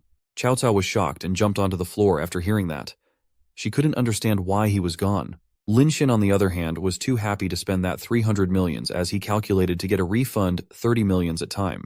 Cao Cao was only thinking about Mr. Qian after that incident. She remembered how he had given her a sports car, and now he had given her 300 million. She understood that the sports car was to humiliate the other rich men, but couldn't figure out why he gave her so much money. There was no PK going on, nor she had asked for gifts. He had not even watched her show. She snapped her face to reality. She remembered that men were not trustworthy and considered Mr. Qian to be just an ATM for her. She promised that she would never fall in love with him. Even though she sounded confident, her action was telling a different story. She kept looking at Lin Xin's picture on her phone. Lin Xin was in front of the school and was ready to call DD. Suddenly, he heard some noise and followed the sound. Some guys were removing masks from Liu Cheng's face. They asked if she thought that they wouldn't recognize her with masks. They were holding so that she couldn't escape and even touching her inappropriately.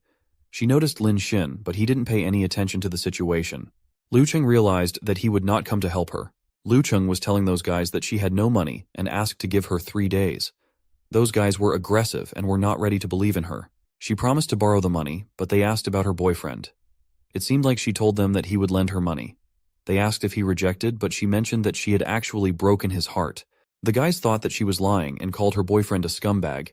The guys asked if she wanted to call him to come over, but she said no. They asked to cut the crap and started capturing her with force. She asked what their plan was in fear. The main guy told that he was going to sell her body to get his money back.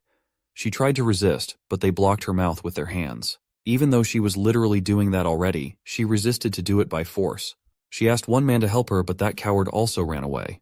The goons asked if she still wanted to call someone for help. They mentioned how they had been kidnapping people like that, and no one had ever dared to stand out. Liu Cheng had nothing to do and was sobbing quietly. She realized that she couldn't blame Lin Xin, and it was actually her fault. If she had not gold digging, she would not have ended up in that situation. She was sorry for hurting Lin Xin, but it was too late. The guys started the car, where they hand-packed Liu Cheng. Suddenly the guy in the driver's seat was attacked with a heavy punch. The guy asked who dared to touch him, and it was Lin Xin in person. Liu Cheng was so happy that tears came out of her eyes and favorability increased by 40%.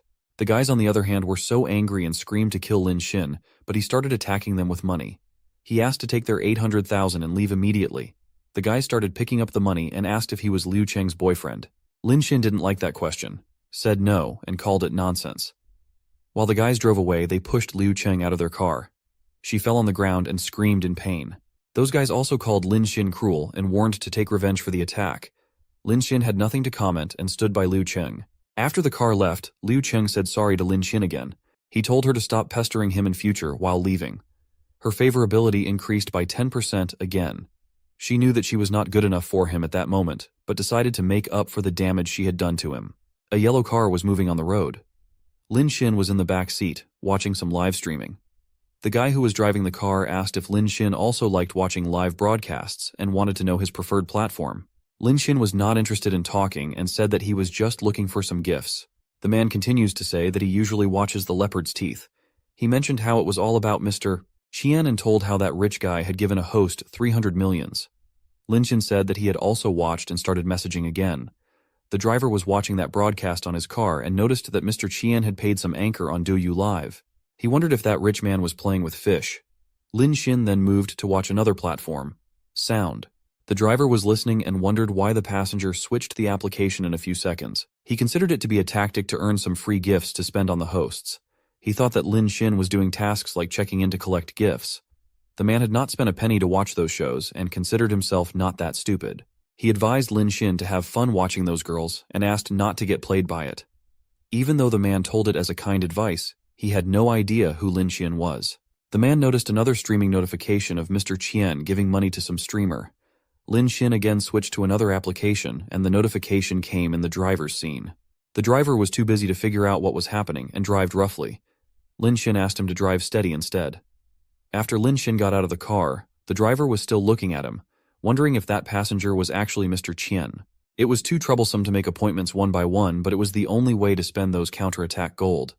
Lin Xin planned to spread his net everywhere to get more chances. He was in a crowded area, looking for something. It was Nanting Village, next to the university. Many students used to rent houses in that place and prices were low there. The main reason was the consumers, which were mostly college-going students. He wondered why Luo Yaxi had invited him to that place for dinner. Luo Yaxi appeared in front of him, wearing a very attractive black dress. She was excited to meet him finally and greeted. Lin Xin turned red after watching that beauty. She held his hand and grabbed him into a room. The place was nicely decorated and maintained. He wondered, but Luo Yaxi jumped into his chest and hugged. She mentioned how he had chased Liu Cheng for 3 years, which proved how dedicated he was as a person. She also said that Xin never asked her anything in return, even after spending a lot of money on her. It was not like some other boys. She said that even though she had been in a few relationships, she had protected herself. She was looking desperate and went very close to Lin Xin. Suddenly, Lin Xin remembered how Luo Yaxi had more than 90% favorability, which was the degree of falling in love. He understood why Luo Yaxi looked different. He was so busy counting the refund that he had forgotten about that ride. He moved towards her and said that if she had no problem getting into his arms, he would not refuse either. He was not afraid to spend money and started having that fun. He noticed that Luo Yaxi was in some pain and apologized for pushing it hard. The lady was so in love that she asked him to do it as he liked. He started pushing himself into her with passion and taking off the clothes. Suddenly Lin Xin heard a voice asking someone called Nana not to leave. He recognized that it was Zhou Tong's voice. They watched from the window and noticed a scene. A girl was leaving the place while Tong, a friend of Lin Xin, was asking her not to leave. The girl looked back and punched so hard that his spectacles fell on the ground. She asked why the boy was being loud and if he was not embarrassed enough. While she was leaving, she threatened him to let the whole school know about that incident. The glass was broken, so thus the heart of that boy. Lin Xin went downstairs and picked up the broken spectacles for the boy. He asked what was going on there. The boy recognized Lin Xin and told him everything. He told how Nana, the girl and the boy had been in love for half a year. After wearing the glasses, he noticed Luo Yaxi in that beautiful attire. His eyes sparkled, and Lin Xin told him that she had invited him for dinner. Xin asked Tong to continue his story. Tong said how he and Nana had made an appointment to watch a movie. He mentioned that Nana proposed to go shopping before the movie. She wanted to buy an anti-wrinkle series, which costs 8,000. Tong didn't have that much money and told her honestly. He said that after hearing that Nana became anxious and stopped watching the movie, he kept telling how they were doing good before since didn't understand her behavior. Luo Yaxi asked if he was Chen Nana's boyfriend and told him about the rumor of her getting a rich boyfriend recently. Lin Xin turned around in shock, but Tong was not even ready to believe it. He said that it was impossible for Nana to cheat him. Yaxi asked Tong to believe her as the news about their sister group was never wrong. Tong couldn't grasp it even then, and started screaming. Lin Xin planned something and asked Tong to call Nana. He asked Tong to tell Nana to buy cosmetics for her. Lin Xin then told Yaxi to ask her friend about that new man. Lin Xin was getting ready to expose the real face of Nana to everyone. There was some smoke in the air, and it was Lian. He was smoking a cigar with a purple-haired girl. They seemed to be having some good time in bed. The girl asked why Lian was sad, and he confessed that his life had become a mess. He explained how he was almost kicked out from the elite group, but Lin Xin had saved him. Even though he was in the group, no one talked with Lian after that incident. He thought that he would never be able to do that again and assumed his fall. It felt like hell, and Lian was worried about his future. Suddenly some messages popped in his phone, and Lian started jumping in joy. He said that it would be a chance for him to rise again. The girl didn't understand a bit and kept looking at Lian with confusion. Actually, Lian wanted to know if anyone from that elite group owned a shopping mall. He was willing to borrow their place to support his roommate. Several users said that they had shopping malls and wanted to help Lin Xin. Lian also informed about Silver Moon Plaza, which was near the University of Lin Xin. Lian's family owned that place, and he offered to help Lin Xin. From the several options, Lin Xin selected Lian's place as it was close to him. It seems like everyone was looking for a chance to help Lin Xin. Lian considered that opportunity to climb up the social ladder once again. He started driving to pick Mr. Qian to discuss their plan. He had also taken that lady with him to show Lin Xin that he was not chasing Xiaoyu Xuan again. The purple-haired girl was so excited to know that they would meet Mr. Qian in person. Lian stopped his car by a small roadside restaurant. He said Mr. Qian would be there, and the girl excitedly searched for him. Lian pointed towards Lin Xin, who was eating there.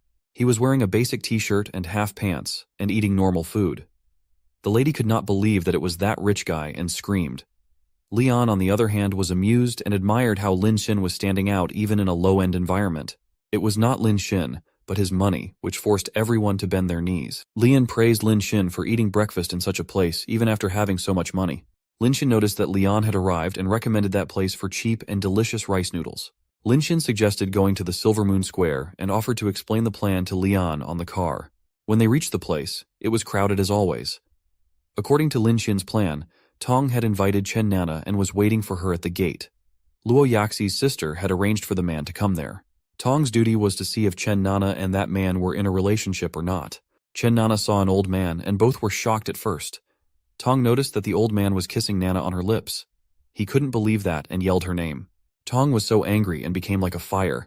He went to Nana and stated that she had cheated him with that ugly old man.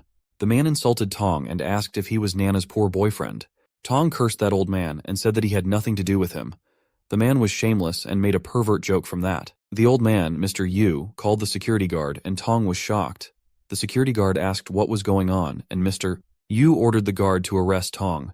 He complained that Tong had been affecting his shopping with his girlfriend. Tong couldn't grasp the reality, and the guard also asked him to leave. He tried to explain how that man was actually dating his girlfriend, but Nana asked him to stop his nonsense. She hugged that sugar daddy and called him boyfriend. Tong's heart was broken into pieces, and he asked why she was doing that to him. He said that their 6-month relationship is worth more than that old man. Tong was so delusional to compare money with some stupid feelings. Nana asked if Tong had not realized how much power that old daddy had. She mentioned that the old was a million-level VIP customer of that mall. She asked why she would want to endure hardship by being Tong's girlfriend. She mentioned how one should think about their future. The old man also advised Tong not to think about love at that age. He asked him to make money so that he would be able to get a 20-year-old girlfriend in his 40s. That pervert was holding the gold digger like a trophy. Tong had nothing to do, but he couldn't also agree to that hard reality. He was almost broken and devastated. A sports car stopped at the parking lot and attracted their attention. The old man told Nana that the person in that sports car was the young master of a famous hotel and was also the owner of that shopping mall. He mentioned how he had done a lot of business with him. Nana was so excited, and her eyes were wide open. She complimented Mr. Chu for being an amazing person. She noticed Lian coming to greet her old boyfriend and was super happy. To their disappointment, Lian approached and hugged Tong instead. It was surprising for both that ethikless couple and Tong. Lian asked Zhou Tan if he had checked their shopping mall. He was holding Tong like they knew each other so well. Lian said how he wished Tong to think about that investment again and mentioned the development of 2 upcoming malls. Leon also said that he was looking forward to their cooperation. Mr. Chu and Nana were shocked and started screaming as if they had seen a ghost. They couldn't believe that Tong was investing in Feng Shao. Suddenly, Nana noticed a lady with a beautiful figure and mini dress. It was the purple-haired girlfriend of Lian. She commented how Zhou Tong liked to make people wait for so long. She went to Tong, slided her head on his shoulder and asked if he had not promised to buy her some expensive bags. She asked him to buy her from the latest summer collection. Nana was terrified and asked how Tong could be so rich, even though he had no money to buy cosmetics worth thousands. The girl looked slightly and asked if Nana was even worthy to spend money on, which infuriated Nana. Tong noticed Lin Xin at a distance and understood that the 2 unknown people were hired by Lin Xin to help him. While the lady was hugging him, Tong told Lian that he was inspecting the operation of the mall. He mentioned that the face of the old man had ruined his experience and said how he claimed to be some kind of million VIP. Lian pretended to be angry and asked how a person like that had become VIP of his mall. He said that it had brought down the style of his whole mall and ordered the security to call their manager. He also ordered his staff to cancel the VIP and asked to pay the old man the 2 million for breaking the contract. 10 security guards agreed, and Mr. Chu was furious. He threw Nana out so hard that she fell on the floor. He said that he would not upset Mr. Feng because of that girl, as he would lose his building materials business from that. He tried to explain the incident as a misunderstanding and started apologizing to the young guys. He asked to treat himself as a fart.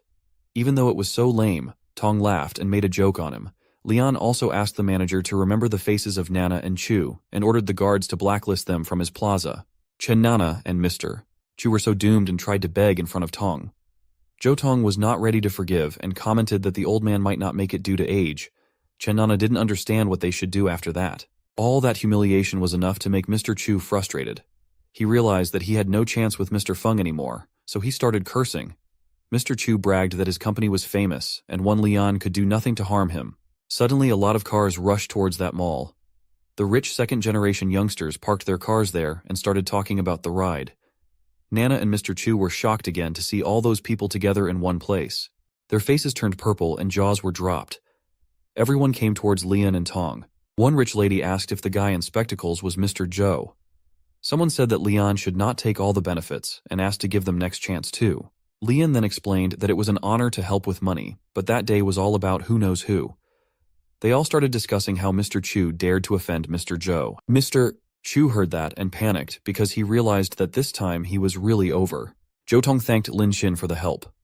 Lin Xin said that there was no need for a thank you in friendship. He also mentioned that taking revenge was more important. Tong then inquired how Lin Xin knew so many rich people. To cover up his reality, Lin Xin said that those were actually merry-go-rounders who also do acting. Tong somehow buys that lie without further questions. He then took leave from Lin Xin to go back to school and offered to bring some fried rice from the cafeteria. Lin Xin asked him to remember not to add duck neck in his rice. The rich kids were watching that and wondered why Mr. Qian was doing that. Someone said that he might have some good reason, and a lady said that Mr. Qian was down to earth. A lady was looking at Lin Xin and thinking something. Lin Xin then thanked everyone for helping out. He invited everyone to treat some spicy hot soup. The crowd thanked him but considered the hot and spicy soup part as a joke. Lian appreciated the humor and suggested everyone to go to the bar on the 7th floor. People supported the idea and asked Mr. Qian to pay the bill. Lin Xin was worried from inside as he had never been to any fancy bar before. He wondered if it would be expensive. After everyone reached the bar, they started talking. Someone mentioned how the streaming platforms had started to hire good-looking anchors after Mr. Qian had spent 100 million in Love broadcast. A man commented how he started to feel poor compared to Mr. Qian. 4 people were drinking in a group. A man told how he thought Lin Xin to be the son of an invisible rich man, and a girl also agreed. They suddenly noticed that a lady named Yanyan was quietly drinking. The man asked why she was doing that. He then started explaining how he actually wanted to help that lady, but her program was so expensive. He further clarified that it was not just money, but the program was also nonsense. He asked how her small team dreamt to solve a problem which was not solved by China's biggest tech gurus. He also asked why she was so determined to start her own business, while she could just bow down to her father. Those lazy rich guys were doing nothing except spending money, and dared to advise someone to stop dreaming. Without realizing how worthless he was, the man also asks the lady to satisfy Mr. Qian to get money.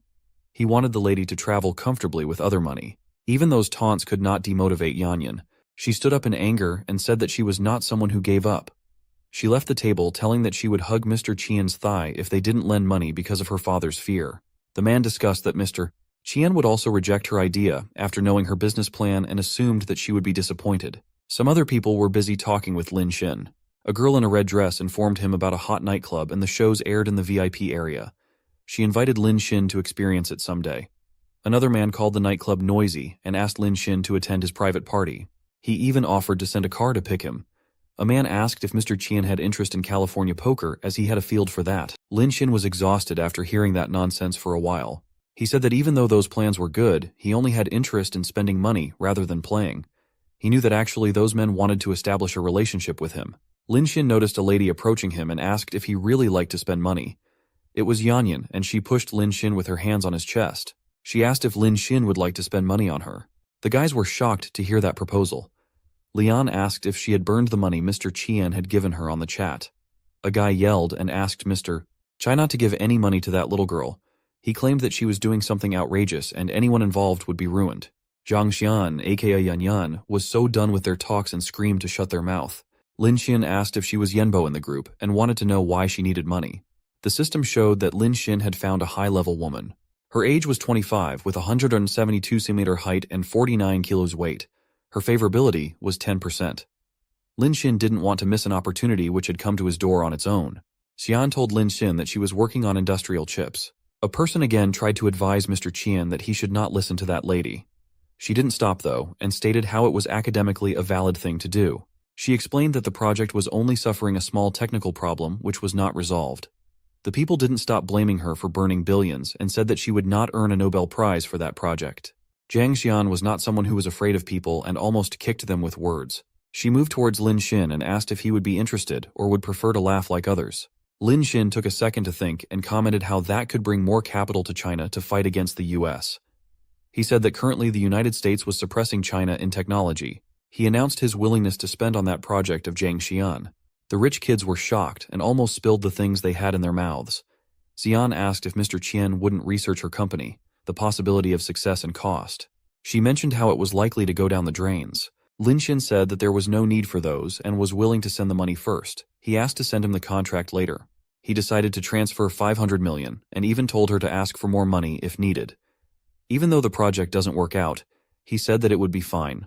He was just there to encourage entrepreneurship. He even mentioned how he felt Xian to be a trustworthy person. She was the only one who was interested in business and talked about it. Zhang Xian was impressed with the words and started blushing. She noticed that her account was credited with 500 millions and realized Mr. Qian was not kidding. Her favorability increased 20% as she understood that Lin Xin really trusted her. The guys who were trying to cancel the deed were shocked. They considered Lin Xin to be super rich, who didn't even investigate before investing 500 millions. They said that it could only be expected from Mr. Qian. Lian even wondered if Lin Xin had fallen into love with Yan Yan. When they were busy talking, Lin Xin bid them goodbye, mentioning some urgent work. The lady was still standing there, watching the screen of her phone. After Lin Xin left, the crowd of rich men started talking about the bill. They asked who would pay that bill of $33. Someone asked if it was on Qian as he had invited them there and mentioned how Mr. Qian always escapes. The other people were offended by those words as they believed Mr. Qian just tends to forget about small bills. They started attacking the person asking how he could even think about Mr. Qian in that way. In reality, the bill was too expensive for Lin Xin and he didn't want to pay that. In the home, Zhang Xian was busy cycling inside the room. She was connected in a video call with her friend. They were talking about Mr. Qian, who had invested in Yanyan's project. Yanyan told how she could not believe it either and mentioned how he was a different man. The girl with whom Yanyan was on call was Xiaoyuk Xuan. She congratulated Yanyan for solving the most crucial problem of her entrepreneurial journey. Xian remembered how she used to ask for money from her father. He didn't want her to open a business and asked to handle the family-run business instead. He had also frozen her cards to limit her spendings. She even tried to convince her uncles, but they also asked her not to bother them. They even advised her to stay inside and commented that she should have gotten married already. When she remembered her hurdles, Xian became more focused on her goals. She then asked Yuxuan to stop talking about her business and wanted to know about the reunion Yuxuan had attended. Xia Yuxuan told how the reunion was normal, but a classmate of hers really surprised her. She mentioned how his appreciation skills were similar to her master. Xian could not believe that Yuxuan had grown some interest in someone, as it was so unusual. She wished that the man should not look like a nerd. Yuxuan asked if Xian was also not interested in the man who had invested a lot of money with unconditional trust. Xian yelled that she never said to have interest in him. The two had no idea that they were talking about the same guy, Lin Xin. While Yuxuan was busy reading a book, a lady entered her room. She called Yuxuan and reminded her that Mr. Cao would be a future shareholder of their museum. She advised Yuxuan to get close to Mr. Cao.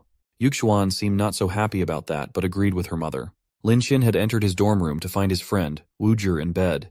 He asked what had happened to him. Zhai informed that he had a fever and requested Lin Xin go attend his duty for that day. He promised to pay Lin Xin 150 yuans for a day. Lin Xin agreed, asked Zhi to rest, and started finding the uniform. Wu Ji worked part-time at the Wuxian Museum 3 nights a week. Zhou Tong and Zheng Hao were scared of the dark, so Lin Xin had to go to work when Zhi was unable to go. He wore the uniform, asked Zhi to rest well, and advised not to move around. When he reached the museum, there was no one in that museum. He wondered if it was booked. He decided to spend some money on anchor shows in his spare time. While he was busy in live streaming, girls were thanking him for super gifts. A car stopped at the museum gate. From the car, a man with attitude and his lady assistant get off. He was Mr. Cao, and a man greeted him well. He mentioned that Mr. Xia's family was waiting upstairs for Mr. Cao for a long time. Cao asked the subordinate man to take him there. When they passed Lin Xin, he was busy on the phone and didn't notice the people. Mr. Cao angrily asked if the museum had hired a blind man. He also asked the subordinate if they hadn't teach their workers to greet someone on arrival. Lin Xin stood up, apologized, and welcomed Mr. Cao. The man also apologized and mentioned that Lin Xin was a college student, working part-time there. The women commented that Lin Xin's lifelong career might be being a security guard. Mr. Cao also taunted him, asking if his college didn't teach him to bow head in 90 degrees. Lin Xin was already irritated and replied that school had taught him, but not to losers. His attitude infuriated Mr. Cao, and he asked if Lin Xin was trying to teach him a lesson. He asked the man to fire Lin Xin immediately and didn't want to see his face anymore. The man tried to explain about the manpower shortage, but Mr. Cao was not ready to agree. He said that Director Xia had to listen to him and asked to fire Lin Xin. The man agreed and showed Mr. Cao the way upstairs to meet the director. Lin Xin was standing there and feared if he would kill Wu Zhi's part-time job. He suddenly remembered that it was a museum run by Xia Yuxuan's family. He wanted to hurry up and find her to talk about love. The director Xia welcomed Mr. Cao with his wife and daughter. They shake their hands, and Xia Mao admired Chao's willingness to contribute to the cultural relics. He asked Yuxuan to come and show Mr. Cao the museum. She hesitantly agreed to it, and her father warned that it would depend on her to get investment from Mr. Cao. Xia Yuxuan directed Mr. Cao towards the treasure of the town hall. She showed him the last calligraphy painting from the Tang Dynasty poet God. She mentioned that the poem had more than 200 characters, and it told the feeling of not wanting to separate with friends. She said that if looked closely at that painting, one can see that even in the midst of the poem's divine brushstrokes, there was an unmistakable feeling that the poem had been written in a way that it had not been written before. She said that one could feel emotions from that poem of the poem God. Mr. Cao appreciated the beauty and put his hands around her shoulder. It's clear his interest was on her, not on those artifacts. It made Yuxuan angry, and she pushed Mr. Cao away. She asked what the meaning of that gesture was. Mr. Cao apologized insincerely and mentioned he wanted to eat her due to her beauty. Xia Yuxuan realized that Mr. Cao had no interest in those cultural relics and asked why he was investing in the museum. Mr. Cao stated that there was no need to have a hobby if someone could make money. His evil smile made that scene even more hateful. His words were very hurtful for Yuxuan, and she said that one could not measure those cultural relics by money if they have little understanding. She couldn't believe that her father allowed someone like him to invest in the business. The man opened his tongue in an insulting way and asked if Yuxuan was living in a fairy tale and appreciated that spirit, which was not found in other women. After that, Mr. Cao went to Mao, Yuxuan's father. He said he was quite dissatisfied with the museum, but was ready to buy it for 600 million. He said that he would let Ms. Xia see the real world and said that he would only do the investment if Xia Yuxuan married him. The Zhao family was terrified and asked if it was not too much. Yuxuan also yelled that she would never marry a bastard like him, but 600 million was a heavy amount to make Mr. Xia and his wife quit. Yuxuan asked her parents to call the security guard to throw out Mr. Cao from the museum. Mr. Xia stated that he was hiding the truth from Yuxuan, that from the past 2 years, their museum had not generated any profit. They were facing bankruptcy at that moment, and Mr. Cao was actually there to buy that museum. Xia Yuxuan was shocked and screamed. Mr. Cao mentioned that no one was ready to invest in their business, and their only hope was Mr. Cao. He promised that their life would be better if Yuxuan agreed to marry. Yuxuan was feeling hopeless and asked if her mother wanted to sell her to that man. Her mother was just crying and apologizing. She left the matter on Yuxuan's hand. Her father also told her how he didn't want that marriage, but their bankruptcy would be unavoidable without that.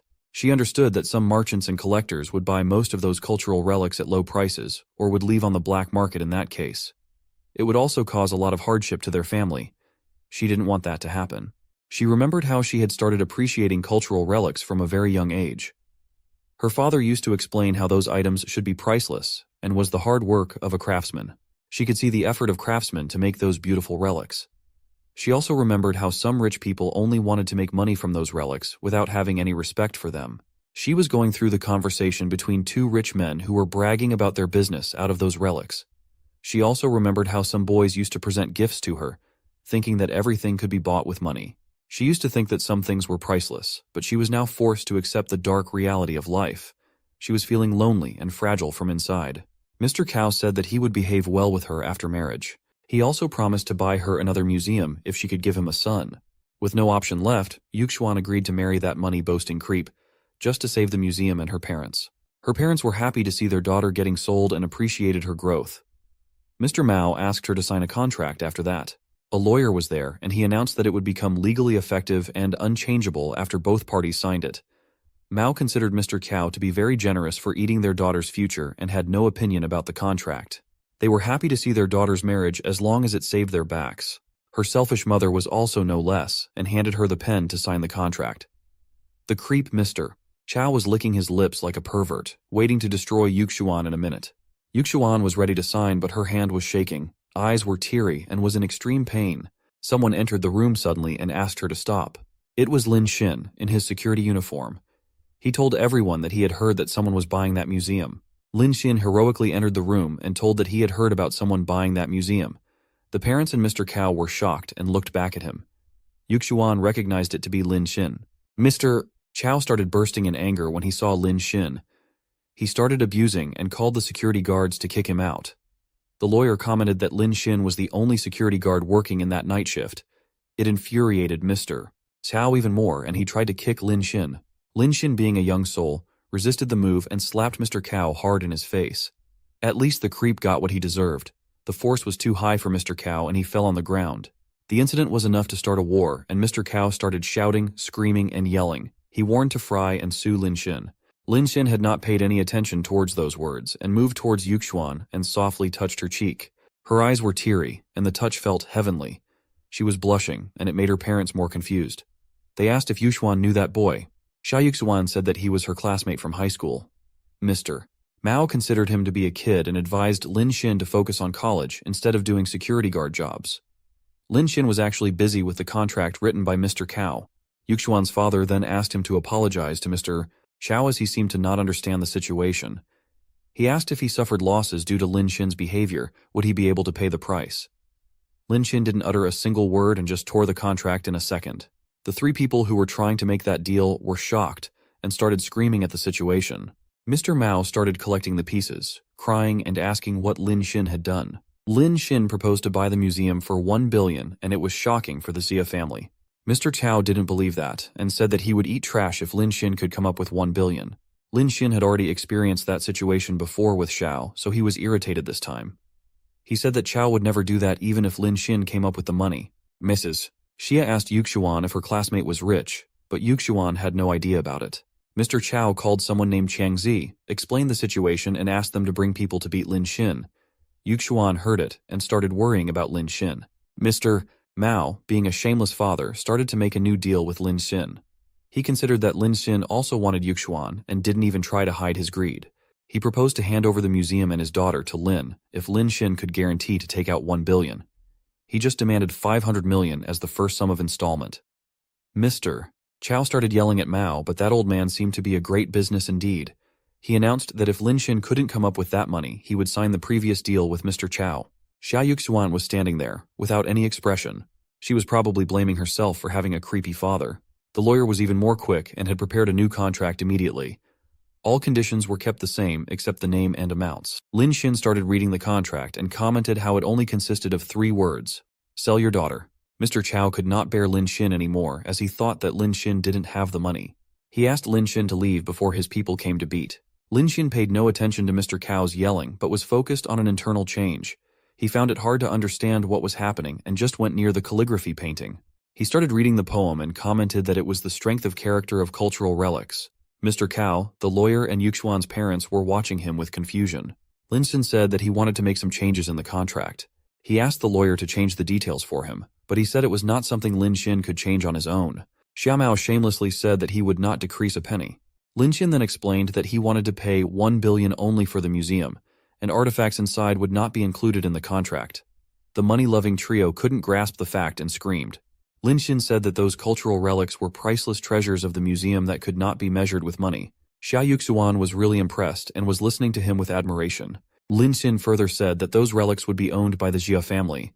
Since Xia Yuxuan loved and respected those a lot, he had given the rights to use the museum and manage the relics to her. Lin Xin said that he would become the largest shareholder and would decide the rights. He said that Yuxuan was going to be the owner of the museum and asked her to sign the contract. He went close to her and asked her to contact him at any time if she needed money or any trouble. Xia Yuxuan was looking at him in admiration and couldn't believe how things turned out to happen. Surely she had better classmates than her own parents in that case, and her favorability increased by 10%. Lin Xin then took out his golden card and transferred the whole money at once. Mr. and Mistress Mao and Mr. Chao were terrified to see that happening. Chao started calculating the amount of assets owned by Lin Xin. Yuxuan asked why Lin Xin helped her family. He mentioned how he had a dream to bring back all the relics that were left behind China. He said that those treasures belonged to the people of China, not goods to be sold by merchants. Mr. Chao started yelling at Lin Xin after hearing that episode. He said that Lin Xin just bought that museum to put a show in front of him. He mentioned how that museum wasn't even worth 500 million and asked how he dared to dream of buying back all the relics. He said that if Lin Xin had guts and money, he must go to the auction in Japan, happening next month. He mentioned that China's long-lost miles of mountains and rivers and the glazed goddess of mercy would all be there.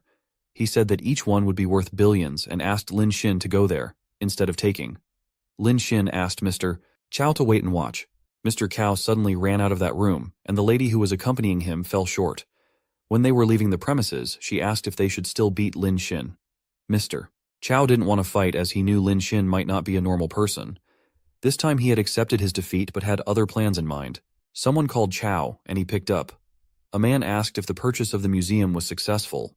The man mentioned how they couldn't fail in that to accomplish their goal of some East Asia artifacts collection program. The person on the other end was Mr. Kamita. Mr. Cao told the whole situation, how a brat named Lin Xin messed up their plan. He also mentioned how he had managed to get Lin Xin to attend the auction. He said that Mr. Kameta would get a chance to personally make Lin Xin apologize. Mr. Kameta was happy to hear that and found it interesting. He mentioned a Chinese saying which goes like a true dragon who isn't afraid of being refined by fire. Kameta said that what belongs to him would not be taken away by others. Mr. Cao was also excited to see the power of Mr. Kameta in that scene. After the contract was signed, Lin Xin became the largest shareholder of the museum. The Xia family couldn't thank him enough and invited him to attend a late-night dinner at a hotel. Her father also pushed Yuxuan to have a drink with Mr. Lin. The old man had not learned any lesson and was still trying to present his daughter as sale boy. Lin Xin was not happy with that and left the place mentioning how he had a night shift to work. Xia Yuxuan enjoyed his attitude and her favorability increased by 10%. She followed him downstairs and asked if he would really visit Japan. Lin Xin says that he didn't joke and was ready to go there. Xia Yuxuan said that she would also go with him when the time comes. She asked for Lin Xin's permission. In the morning, Lin Xin returned to his dorm room after his shift. He was feeling sleepy while working. At his duty last night, Xia Yuxuan chatted with him for half the night. She had fallen asleep suddenly, and it was worth watching. Lin Xin could only sit there and stare at her. After that night, he was feeling very sleepy. Luo Yaxi and Liu Cheng noticed his condition and asked if he was suffering from insomnia. His other roommates were also curious about it. Yaxi threw herself on his arm and said that lack of sleep was not good for his health. She advised him to skip school and proposed to go to a rented room to relax. Liu Cheng yelled at her and asked to stop wild thoughts. She mentioned how classes were important to attend and proposed to sit beside him in class. She suggested Lin Xin rest on her thigh so that he could listen and rest at the same time. He was not happy to see Chung again and asked if she had forgotten his words. Yaxi was hugging him from the side at that time. Chung said that even though she remembered every word that Lin Xinjia said, she couldn't resist her feelings for him. She claimed to have fallen for him completely. She also mentioned how she wanted him back in his life, no matter if he is poor or rich. She offered him a golden paper crane and suggested they start their relationship from the beginning. She promised to make up for her mistakes and to cherish him this time. The students who were present in the hall started clapping for the confession. They asked Lin Xin to accept the proposal, which made Yaxi furious. Liu Cheng mentioned how Lin Xin had made 999 cranes for her, which she used to throw away. She imagined how hurt he was and presented him with the 1,000th paper crane, made by her. Her favorability was 86%. Lin Xin was determined to not get fooled by Liu Cheng again. He was angry how she had lied to completely fall in love, whereas she was just at 86%. He knew that Liu Cheng was there only because no one was there for her. He had learnt all her tactics and how she was controlling so many liquors. She was only chasing Lin Xin because she was not reconciled.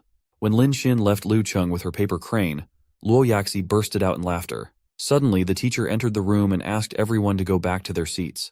Liu Cheng and Luo Yaxi shared a hateful glance indicating the upcoming rivalry. After the class was over, everyone was moving out. Lin Xin was seen with both the girls, hugging in his arms. Luo Yaxi was insisting on going to a rented house so that he could relax without disturbance. Liu Cheng stated that since Lin Xin was not even her boyfriend, taking him to sleep in her house was not right. Yaxi mentioned how she had an unusual relationship with Lin Xin and it was why she wanted to take him home. Since Lin Xin was single and had no girlfriend, it was not wrong for her. She called Cheng to be Lin Xin's ex-girlfriend and asked her to leave Lin Xin to her. She promised to take good care of him. Cheng called Yaxi a fool and said that Lin Xin and she had just a little fight. She mentioned how Lin Xin even helped her some times ago. Yaxi considered it to be just his justice nature and compared it with helping street animals. She told a Chinese saying, telling how good horses did not turn their backs. She called her not too good for doing that to Lin Xin. Cheng also didn't step back and compared Yaxi to a rabbit from a famous saying, which goes like rabbits do not eat grass beside their nest. The two were catfighting in the middle of the school campus, which attracted a lot of attention. Lin Xin was not happy in that situation as he didn't want to be famous in school. Suddenly a red Ferrari rushed towards him. It was Cao Cao, who came at a high speed, took Lin Xin with him and left. He was relaxing on her thigh, wondering about something. She was behind the wheels and asked if she had hurt Lin Xin during the pickup. He wanted to get up, but she insisted on resting down on her lap for some more time. Lin Xin thanked her for saving him from the catfight and appreciated her right timing. She was happy and asked if it was worth his payoff. Lin Xin agreed and she then asked him to always help her. Liu Cheng was angry when Cao Cao took Xin away. She wondered who that woman was. Just like her, the other students were also discussing that news. They couldn't clearly see her face but considered to be someone very rich. Some students commented that the sports car was a Ferrari LF. They wondered how Lin Xin managed to get a high-class woman from being a doglicker previously. Liu Cheng was unable to bear another woman on her way. She assumed that girls will try to grab Lin Xin once they would come to know about his wealth. Luo Yaxi was calm in that situation though. She said that Cheng used to ignore his love, but now she was not able to afford him. She asked if Cheng regretted it even though she didn't have any chance left. Liu Cheng asked Yaxi not to be so happy either. She mentioned how that lady picked Lin Xin up, which seemed to be a wealthy daughter. She said that if Lin Xin wanted another love, he would probably look for that lady instead of Yaxi. Yaxi said that it would not happen and asked to not compare any low-class women with her. She bragged how her relationship with Lin Xin had already progressed. Cheng became restless after hearing that and asked what kind of progress Yaxi meant. She asked what kind of nasty method Yaxi had used. She demanded to know how deep the progress was and started reacting violently. Luo Yaxi gracefully refused to tell any more details to Cheng. When she left, Cheng tried to consider Yaxi to be lying. Suddenly she remembered how simple Lin Xin was, but couldn't guarantee how long it would last under such a siege.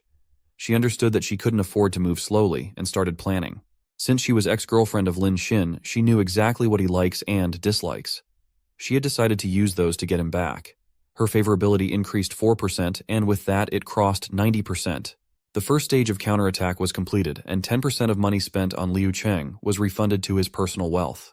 He wondered what the situation was at university, as he had noticed the update. He was rewarded by +1 levels for all the attributes. His strength, agility, physique, and intelligence reached level 3. The feeling was really awesome for him. He was asked to choose one from the 3 skills: B-level long-distance running mastery, B-level swimming mastery, and D-level skill dancing machine proficiency. That time, the level was so low compared to the previous time. Lin Xin wondered if it was related to the amount of counterattack. He could feel how his physical fitness had become stronger with level upgrades. To choose the skill, he considered no need for long-distance running. He then decided to choose swimming. A large amount of swimming-related knowledge instantly started pouring into his brain. He could also feel that the muscles of the chest, back, and the arms had been strengthened. Someone was watching Chow Chow and Lin Xin with a pair of binoculars. It was a man in a formal suit who was standing in a glass room. A lady who looked like his assistant called him as chairman and informed that everyone was ready for the meeting. The chairman commented that it was a good scene to watch, and the protagonists were Lin Xin, Luo Yaxi, and Liu Cheng. But suddenly, a charming princess appeared in the scene to rescue the hero. The other people, sitting on the table, were also excited and felt bad for not getting a chance to witness that. The chairman seemed to be angry with Lin Xin. He headed the meeting and stated how their university was always known for its excellent learning and good atmosphere. He mentioned how a male student with 2 female students were causing ruckus with their chaotic relationship. He was also aware of the lady who raced at high speed in the campus. The chairman yelled at a person, called Joe, and asked if those students were from his department. Joe agreed and mentioned that the male student was Lin Xin.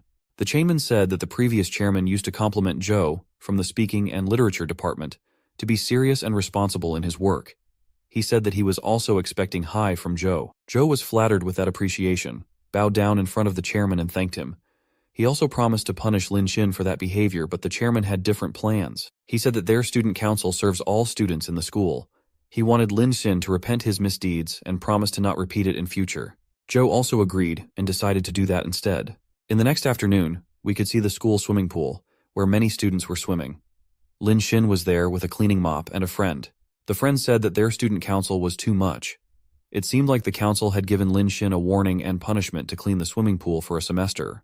Lin Xin accepted his punishment as he considered that it was wrong for his friend to be speeding on the campus. Again, he said that it was not a bad punishment either, referring to the girls in bikinis. So many girls from the swimming department were practicing there, which was a heavenly scene for any boy. In the pool, a very attractive girl with pink hair was swimming. Another girl referred to her as Xiao Yu and complimented her figure. Xiao Yu asked the other girl to stop touching her. The girl then whispered into Xiao Yu's ear about a boy, Yang. He had been chasing the beautiful girl for a long time, but Xiao Yu had no interest. The other girl was surprised and asked about her expectations from a boy. Xiao Yu mentioned that she wants someone faster than her in swimming. The girl yelled if it was even possible. She mentioned that Xiao Yu was a first-class national swimmer who had participated in provincial competitions. She doubted if anyone from their school would meet her requirements and asked if she was actually not interested in boyfriends. The girl noticed Lin Xin, who was busy cleaning the floor. She showed Xiao Yu and mentioned how Lin Xin was trending among the male students. She also told her about many girls chasing him. Xiao Yu was not interested in those and left that place. She was swimming like a fish goddess in the water. Suddenly, her feet started cramping unusually. She was shocked as she even had stretched her body before entering the pool. Within a moment, she started drowning in the water. Few girls were watching her, but they thought it was some driving technique Xiao Yu was practicing. They were complimenting the art of death without knowing. Xiao Yu was trying to ask for help but couldn't due to the heavy water pressure. Fortunately, Lin Xin noticed that she was in danger. Without wasting a moment, he jumped into the water to save her. Yang was just yelling without doing any significant help.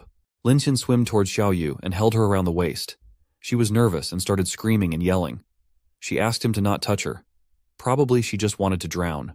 Lin Xin tried to comfort her by advising to take deep breaths. He asked her not to move and promised to take her out from the pool. When he started swimming, Xiao Yu was amused to see how fast he was swimming and even supported her with one hand. It was also embarrassing for her, as she had never been so close to any boy before.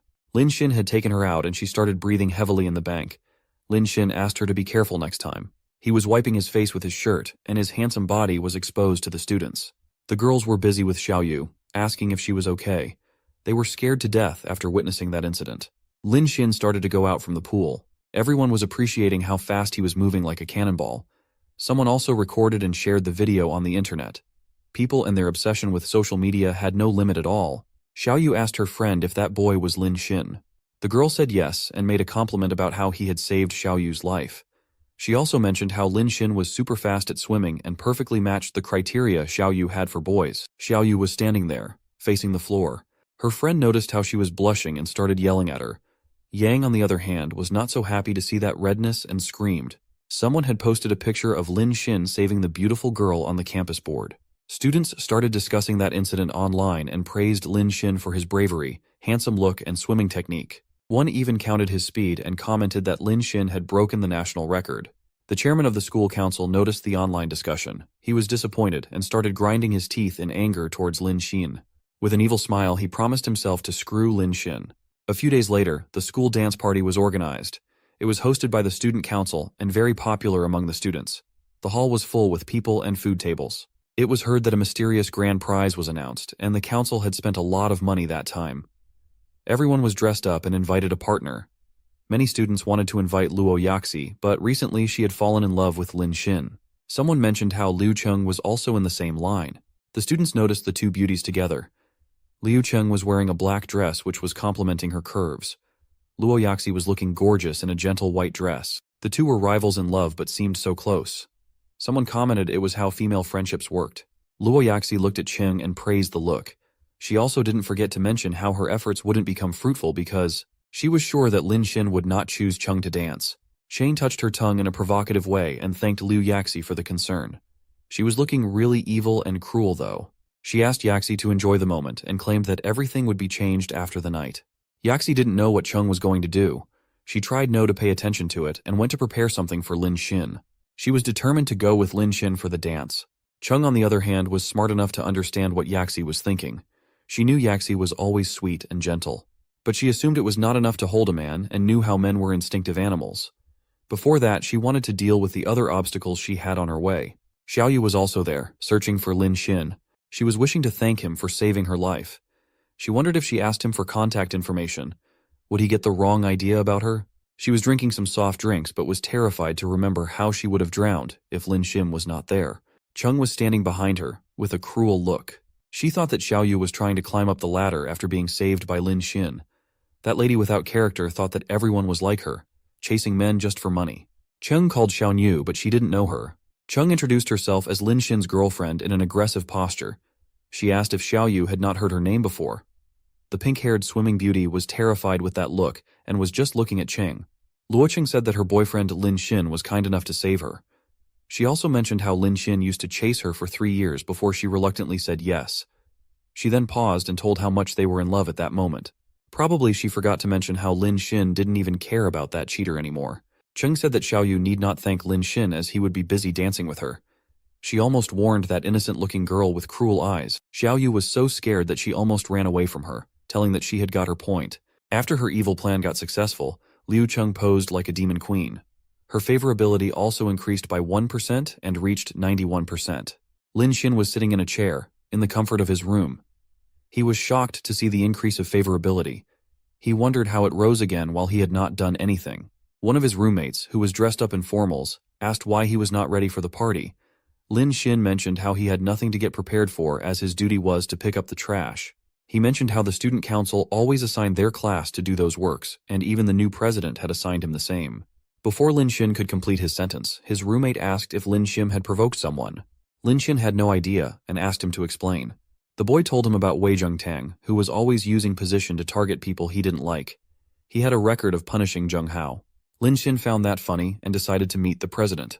A message also came to his phone, informing how the president announced to give Lin Xin an award for saving a girl. The messenger asked Lin Xin to come quickly to the party, as everyone was waiting for him. Lin Xin agreed to visit the party and texted OK to the sender. He got ready in formal suits quickly. He assumed the award ceremony to be a trap set up by the president. Lin Xin believed in not offending people until they didn't offend him. He was ready to play with Wei Zhengtang that night. Lin Xin was going to the party. The road was dark and lonely. A boy was hiding and waiting for Lin Xin with a concrete block in his hand. He was angry that he couldn't save his love interest Xiaoyu and missed the opportunity to get fame. That boy was Yang, and he considered Lin Xin to be responsible for that. Lin Xin had popped out of nowhere and taken away fame and Xiaoyu. Yang had planned to break Xin's legs after knocking him out. Yang was about to hit Lin Xin for stealing his women, but without any hint, Lin Xin resisted the attack. He then hit Yang's face right, so hard. Xin remembered and asked if he was a classmate of the girl he had saved. He asked why he was doing a sneak attack on him. Yang replied that Xin had stolen his love and fame and asked how he dared to slap him. Xin had no idea what Yang was talking about. It made him more furious, and he even cursed Xiaoyu. He mentioned how he was chasing her for so long, and she had never looked him in the eye. He was angry that even though Xin didn't know her name, she was blushing at him. He said Xiaoyu pretended to be innocent and expressed his eagerness to forcefully claim her body. Those words were enough to boil any good human's blood. Lin Xin smashed that foul-mouthed boy's face with his shoes and threw him into the garbage. Lin Xin said that he belonged there and left like a hero. When our protagonist reached the school dance party, everyone looked at him. Yaxi was so happy to see her love and approached him. Lin Xin apologized for being late and inquired about the good show. Yaxi didn't know about it but mentioned how she was waiting to dance with him. He agreed to dance and pulled her towards him. They started dancing together and Yaxi praised his skill. Lin Xin felt that it was happening due to the enhanced attributes. Everyone was watching the couple dancing together, romantically. A girl in a pink dress approached Lin Xin and asked him to dance with her. Yaxi apologized and asked her to wait a bit, as she was not finished yet. The girl didn't listen and suggested Yaxi to take some rest. I can't believe how some girl could behave so desperately. Not only that girl, but some other girls also started asking Lin Xin to dance. The guys were so jealous, watching that. They were wondering how a famous dog licker had become the center of attraction for those girls. A guy yelled how the president had also planned to give Lin Xin a reward. Was kind enough to do it. The president suddenly arrived and requested the students not to talk like that. He mentioned that Lin Xin had saved someone's life. He then moved towards Lin Xin and said that the school needed more students like him. He introduced himself as president of the council and expressed his willingness to toast with him as an honor. He offered Lin Xin a drink, which was quite doubtful for Xin. He took it, stared at the can, and was clueless. Since he was taking a long time, someone asked if he was going to give up on the president's toast. Someone also commented that Lin Xin was mannerless. Lin Xin said that there was no reason to reject that opportunity and drank the can at once. Yaxi asked if he was okay, and someone commented how cool Lin Xin is. The guys were still jealous and said that he had pretended to be forceful. The president didn't express anything, but surely he had something on his mind. He said that he had things to discuss with Lin Xin about the student council. Wei Zhengtang suggested going somewhere and Lin Xin agreed. They headed towards the meeting room and Lin Xin was shocked after entering there. He noticed the girl from the pool sleeping on the couch. He wondered what was wrong with her and why she was red. He went towards her and felt like she was having a fever. Zhengtang was standing there without any expression or words. Suddenly Lin Xin started feeling dizzy and did not understand why. He fell into the girl's body unknowingly. There was a secret camera fitted on the wall. Zhengtang said that it would be perfect footage to completely destroy Lin Xin. He was smiling creepily and took out a key. He said that Lin Xin would be done that time. In the dancing hall, everyone was standing in front of a big screen. They were waiting for the award show to begin. President Zhengtang went on the stage and asked everyone to be patient. He said that Lin Xin would be there soon. He was waiting for some medicine to work, which the elephant also couldn't bear. He announced that Lin Xin would say something on the screen and asked everyone to watch it. Everyone was eagerly waiting, but started screaming. In the scene, a naked man was lying over a pink-haired girl. The students asked the president to look back at the screen. Wei Chengtang pretended to be shocked and yelled at Lin Xin. He asked why Lin Xin couldn't wait and started doing that on a live broadcast. The audience was screaming and discussing the incident. The guys started cursing Lin Xin as they hated him from the beginning. One claimed to know that Lin Xin was not a good person. He also mentioned how Qin Xin was always a poor child. Someone commented that Lin Xin was taking advantage by saving people. They blamed Xin for corrupting morals. They also mentioned how Xin was flirting with several girls and demanded to kick out Lin Xin from the university. All those students formed a group to demand it. President Zhengtang was still acting like he was very disappointed by Lin Xin. Everyone was protesting and yelling to kick out Lin Xin. Zhengtang was smiling like an evil man and was enjoying his victory. He considered it as a power to crush little people and started laughing like a villain. Lin Xin appeared in front of him out of nowhere and asked if he had missed something interesting. Zhengtang was terrified to hear that and started panicking. Lin Xin mentioned he had gone to the toilet and asked who the person was. Everyone wanted to kick out. President Wei Zhengtang was so scared to see Lin Xin on the stage. The video was still going live on the screen. Lin Xin asked why the president was behaving like he had seen a ghost. The students were also confused and wondered what was happening. The president asked why Lin Xin was there and inquired who that person on the screen was. His voice was shaking and face was pale in fear. Lin Xin asked how he would know and mentioned that the program was set up by the president. The students yelled that the face of the person was getting visible. On the screen, everyone noticed a boy hugging a plastic model. It was not Lin Xin but some other boy. The boy was licking that model, thinking it was Jinoyu. He was saying that he would not let her go. The students wondered who that person was, and someone recognized it to be Yang Li. He mentioned that Yang was chasing Xiaoyu for a long time. They didn't understand why he was there in the room. 10 minutes before the incident, something miraculous had happened. The system has detected a love potion on Lin Xin's body. The physical passive skill level 3 detoxification was activated by the system, and the potion was removed. When Lin Xin came back to reality, he noticed the locked door, a girl and cameras. He understood what was planned and broke the door with his ability. Xiaoyu was heavily drugged, and it was not possible to wake her up immediately. Lin Xin had placed her into the girls' bathroom quietly, so that Zheng Tang and his lackeys could not find her. Per Charats, Lin Xin then went to pick up Yang from the garbage. He considered putting him as an actor for the stage made up by the president. He placed Yang on the sofa as if it was him. Since he knew how Zheng Tang had planned well, he didn't want to ruin the show. He arranged a plastic model and wigs from the dressing room to replace Xiaoyu. After setting that all, he went to watch the show. The screen was playing the live stream of Yang trying to make out with the plastic model. Lin Xin put a hand on Zheng Tang's shoulder and commented that Yang might have some mental health issues. Lin Xin had not removed his clothes, and probably Yang himself did it. Since it was not his problem, Lin Xin ignored it. Zheng Tang was out of control seeing his plan failing. He yelled that it could not be true as he had seen Lin Xin falling on Xiaoyu. Lin Xin asked what he meant, but Zheng Tang put a hand on his mouth. He realized that he had slipped accidentally. Everyone looked at him and wondered what was going on. Xin forcefully asked Zheng Tang to explain how he had seen that. Lin Xin started repeating his question with a louder voice, and Zheng Tang started panicking. Suddenly, an old man entered the room in a furious experience. He yelled at everyone and asked what was going on. That man was Teacher Sun, from the literature department. He was the oldest and strict teacher of their university. The teacher angrily mentioned that Lin Xin was not from the student council. He asked how he dared to interrogate the president of the council. He considered it to be unreasonable and took Zheng Tang's side. Lin Xin wasn't afraid, and asked how Zheng Tang was going to get away from the claim to see Lin Xin falling on Xiaoyu. The teacher was not ready to listen to anything Lin Xin explained. He mentioned how Zheng Tang had worked hard, dedicated himself, and even hosted award ceremonies. He accused Lin Xin to be an idiot who had not done the program and didn't perform in the convention hall. He said that Lin Xin had embarrassed the president and ruined the image of their university. He proposed disciplinary action towards him to restore the university's pride. The students were clueless and idiots who followed the words of that teacher. A student who hates Lin Xin again started creating an opinion against Lin Xin. He said he didn't want to accept only a disciplinary action against Lin Xin for making a big mistake. He suggested expelling Lin Xin from the university. The other monkeys believed in his saying and started demanding that.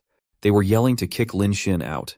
Only Yaxi was on Lin Xin's side and asked the students what had happened to them. She tried to tell everyone that the president was hiding something. Zheng Tang was smiling and enjoying the defeat of Lin Xin. He said that the teacher was his lackey, and the students in the hall, as well as the student council, everyone was in his favor. He asked how Lin Xin would compete with him. Even though Lin Xin was standing steadily, Zheng Tang claimed that Lin Xin was trying to escape. He asked the students to discipline him, and 2 students jumped in to hold Lin Xin. When they held his one hand and waist, Zheng Tang went near. He asked Xin to fight back and said how he wanted to kick Lin Xin.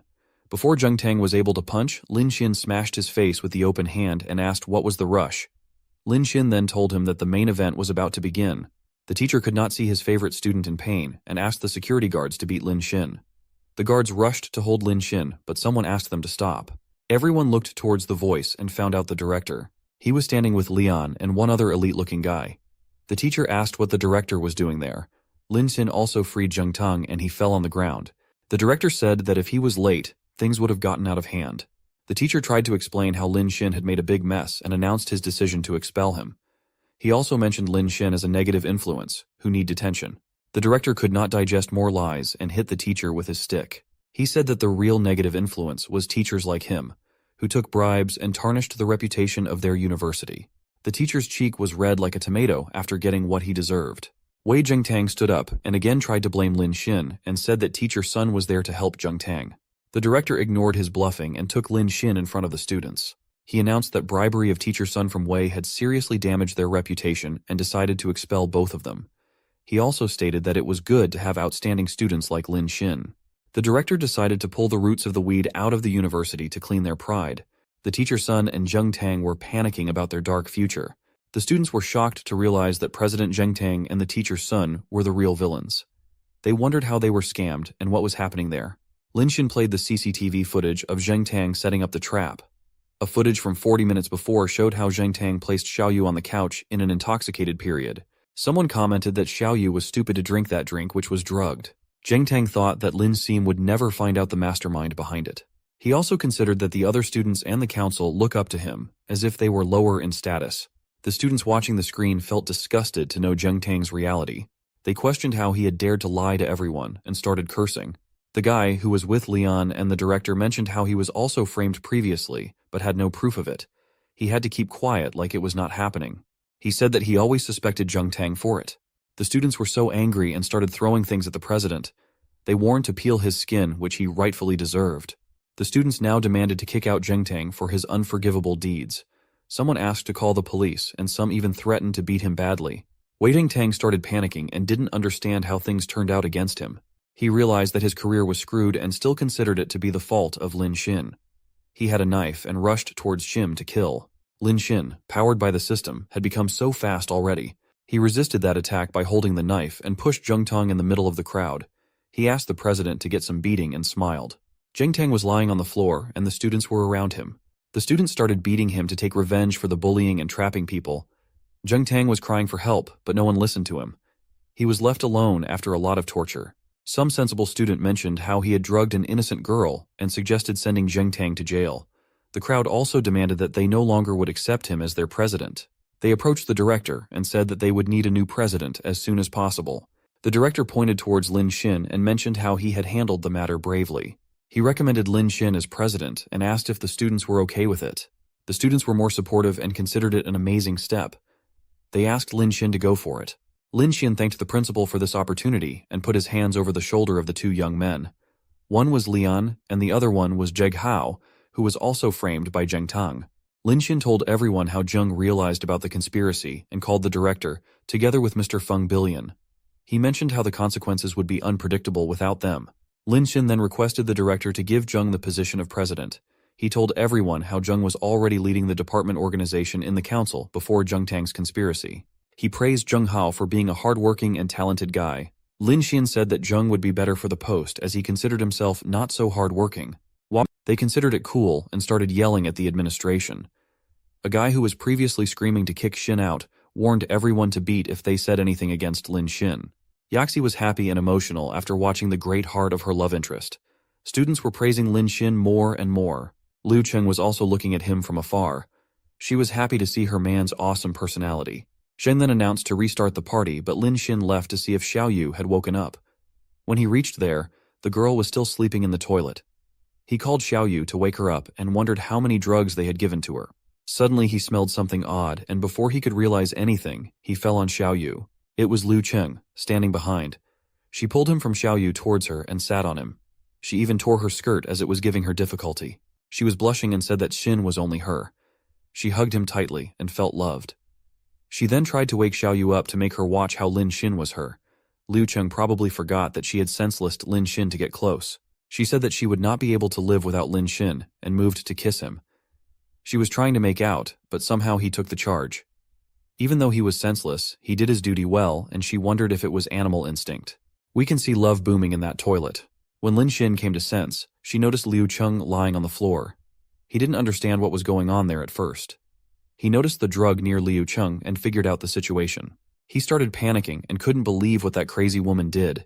His physical ability to eliminate the poisons were cooling down, and Cheng got advantage of that. Suddenly his phone rang and it was some captain. The man on the other side inquired Lin Xin about Feng.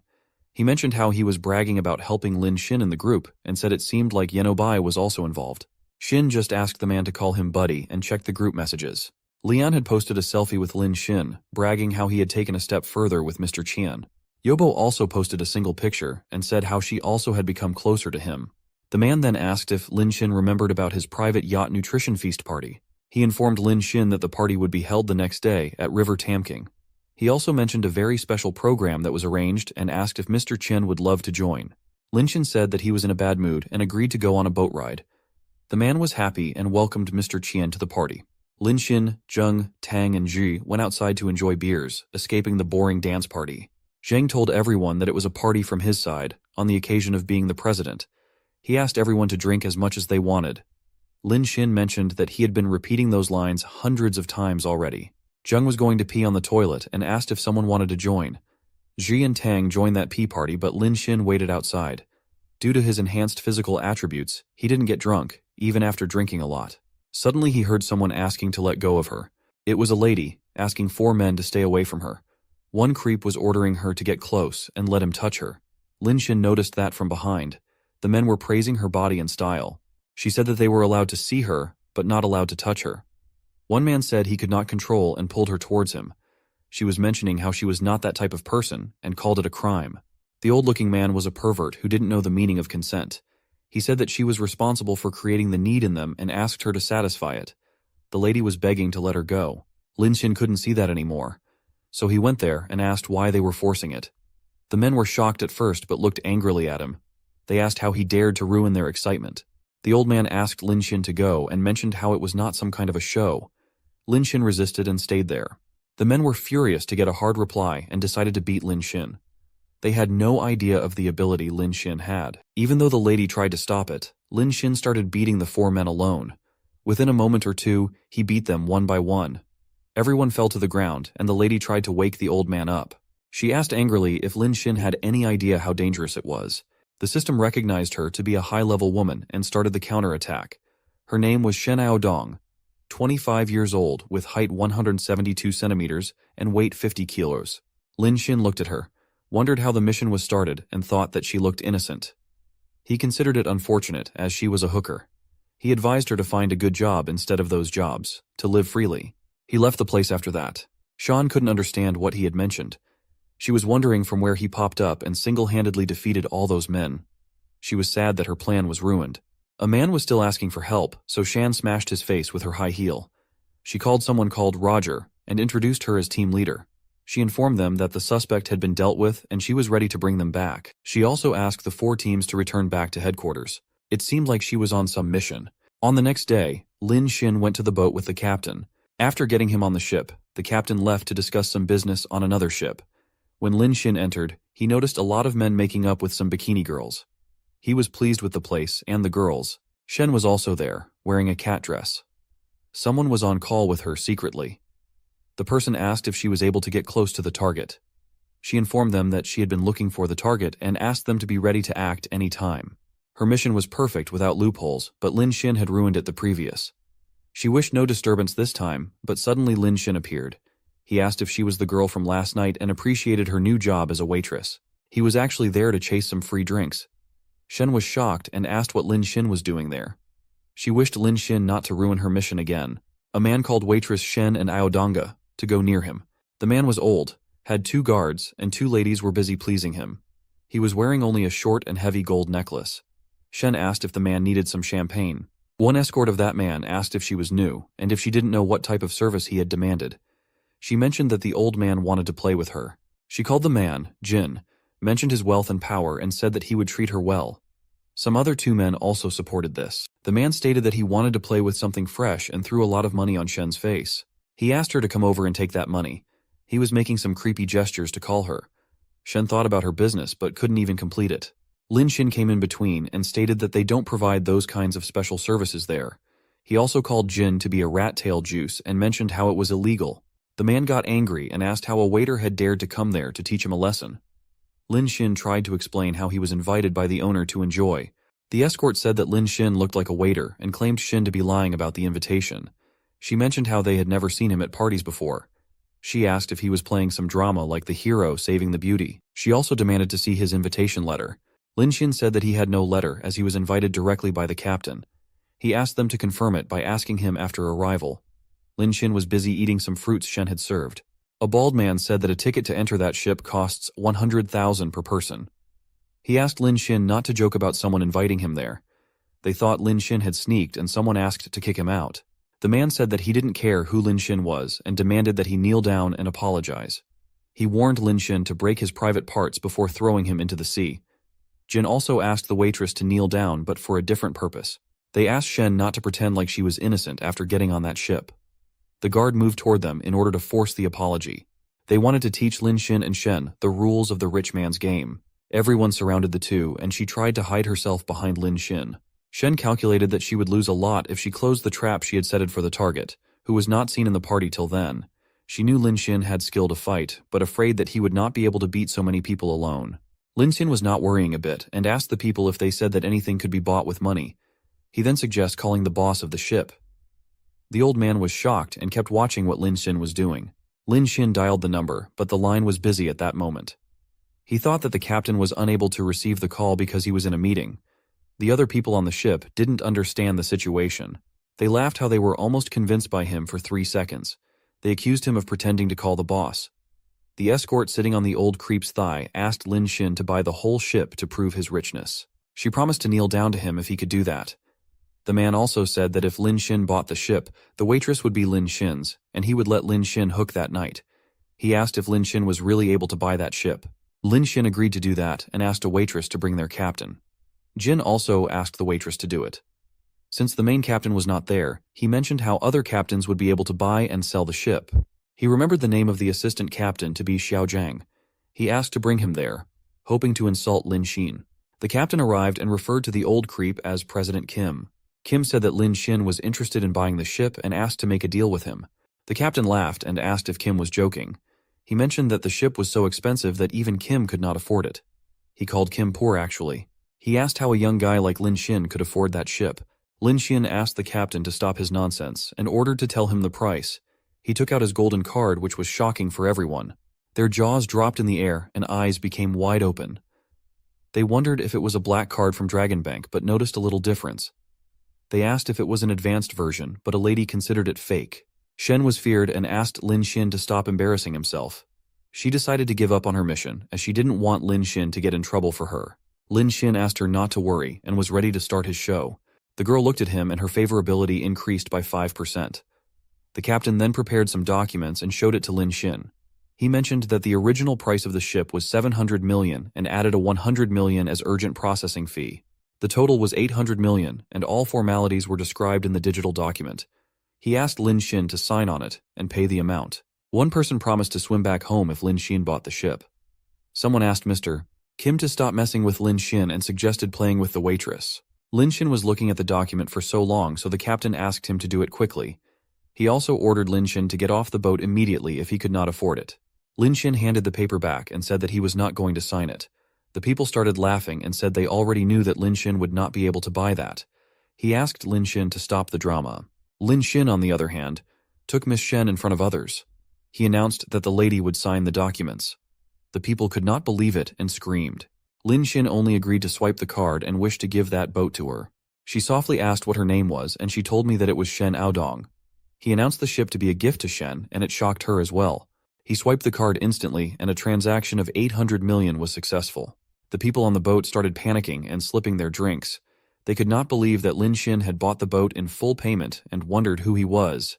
They agreed that Lin Shin had terrifying financial resources and was definitely invited by the boss. The captain announced Shen to be the boss and bowed down in respect. He expressed his willingness to maintain all the 100 crew members and serve her.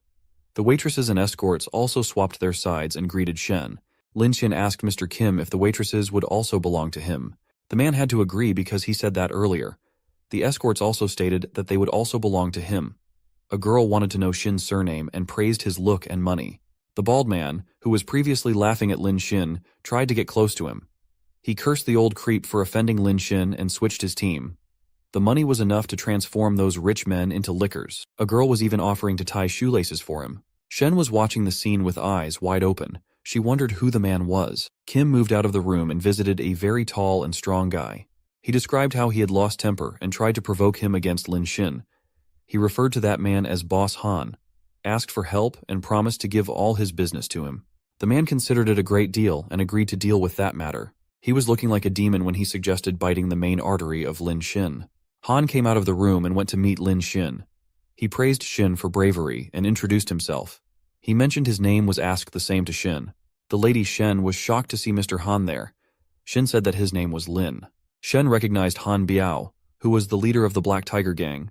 He specialized in smuggling contrabands from Myanmar and Laos. He was also running 2 underground casinos. In recent months, Shen's department had taken down his business, and he was the target of her operation. Hao said that the atmosphere was good and suggested playing 2 games with Lin Shin. Lin Shin rejected the idea, mentioning how it was not legal either. The man tried to provoke Lin Shin by asking if the 800 million was his last money left. A lady was standing there with him who pretended to be on Lin Shin's side and mentioned how Lin Shin was the big sponsor of that coyote. She asked not to say such things about Lin Shin. Lin Shin claimed to have money, but Han called him a loser for not willing to gamble it. He was looking terrifying and clearly trying his hardest to make Lin Shin gamble. Kim then arrived at the scene and asked Han to forget about it. He mentioned how some people can't afford to lose money and teased that they would not be able to sleep if they lost even 200 yens, and proposed to play by himself. Shen had understood the trick and asked Lin Xin to not listen to them. She explained that Hao Biao would only make money at the gambling table. She said that even if he had 2 billion, it would not be enough to lose. Rather than getting panicked, Lin Xin was relieved to hear about 2 billion. His eyes sparkled in joy. Lin Xin called Boss Han and said that he had realized how interesting that game is. He agreed to play with him. Shen could not believe it, but Kim and Han were happier. Lin Xin mentioned that he was quite unlucky recently and couldn't draw the cards. He requested Shen to play for him. He asked her not to worry about losses, as he had lots of money. He offered to pay all the winning prices to her. Shen didn't want that and asked if he was crazy. She said that he would lose badly. Lin was happy inside, as he had other plans to get benefits. If Shen lost 2 billion yuan, he would get 200 million in cash. He considered it more profitable than spending on female anchors. He was actually bored, tapping the screen repeatedly. He wished to lose all his counterattack money, so that he didn't have to do anything and live peacefully. They sat on the table and Han suggested playing simple blackjack since Lin Xin didn't know how to play baccarat. It sounded good to Lin Xin too. Shen was wondering about the situation. He remembered how he had bought her a ship as a gift and calculated that she was not in a position to reject his request. The people were shocked and wondered how a waitress would be able to beat Han in gambling. Shen also had no choice but to play for Lin Xin in order to hide her identity. The people knew that Lin Xin had enough money to make Kim cry, but also knew how all the money in the gambling table would go to Han's pocket. They considered Lin to be a rich and dumb kid. The dealer was the lady, who previously asked Han not to badmouth Lin Xin. She asked them to deal with the cards. Han wished Lin Xin good luck and asked if he would need more chips. Lin Xin didn't care and asked Han for anything he wanted. He was ready to gamble and Shen was watching him with confusion. In the first round, Boss Han won the game but Xin had no regret. Han suggested playing more and Lin Xin betted 200 millions in the next game. He also inquired why the denomination of the chips were so small and asked to exchange it for 2 billion. The attendant agreed happily but Shen tried to stop him. The people were shocked to see Lin Xin playing with such big amounts. They commented how Lin Xin had no limits. Han also praised the bravery of Lin Xin for it. He was secretly provoking Lin Xin to make him excited and imagined how his smuggling business would get recovered with 2 billions. In the next game also, Han won the 200 millions. Lin Xin kept increasing the bet up to 1 billion, but every time Boss Han won. Handel still asked if Lin was interested to continue the game and Lin Xin excitedly agreed. It infuriated Shen and she grabbed him outside the room. The people commented how the waitress was so proactive and asked if they were going to do sex instead. Shen pushed Lin Xin into a wall and put her hands beside him, keeping him in arrest. She asked if he lost his mind and was wasting money like that. Shen was angry and yelled at him. She asked if he was hoping to win the previously lost money by doubling money in every round. Her favorability increased by 3% at that moment. She asked him to stop it and mentioned how it was not a game of luck. This is the first time he had been walled off by a beautiful woman at such a big age. Lin Xin was blushing and enjoying the moment. He asked her not to be excited and said that he wouldn't blame her if they lost. He was trying to persuade her gently so that she was not scared. He understood how Shen had no idea why he was wishing to lose. Shen was embarrassed and set Lin Xin free.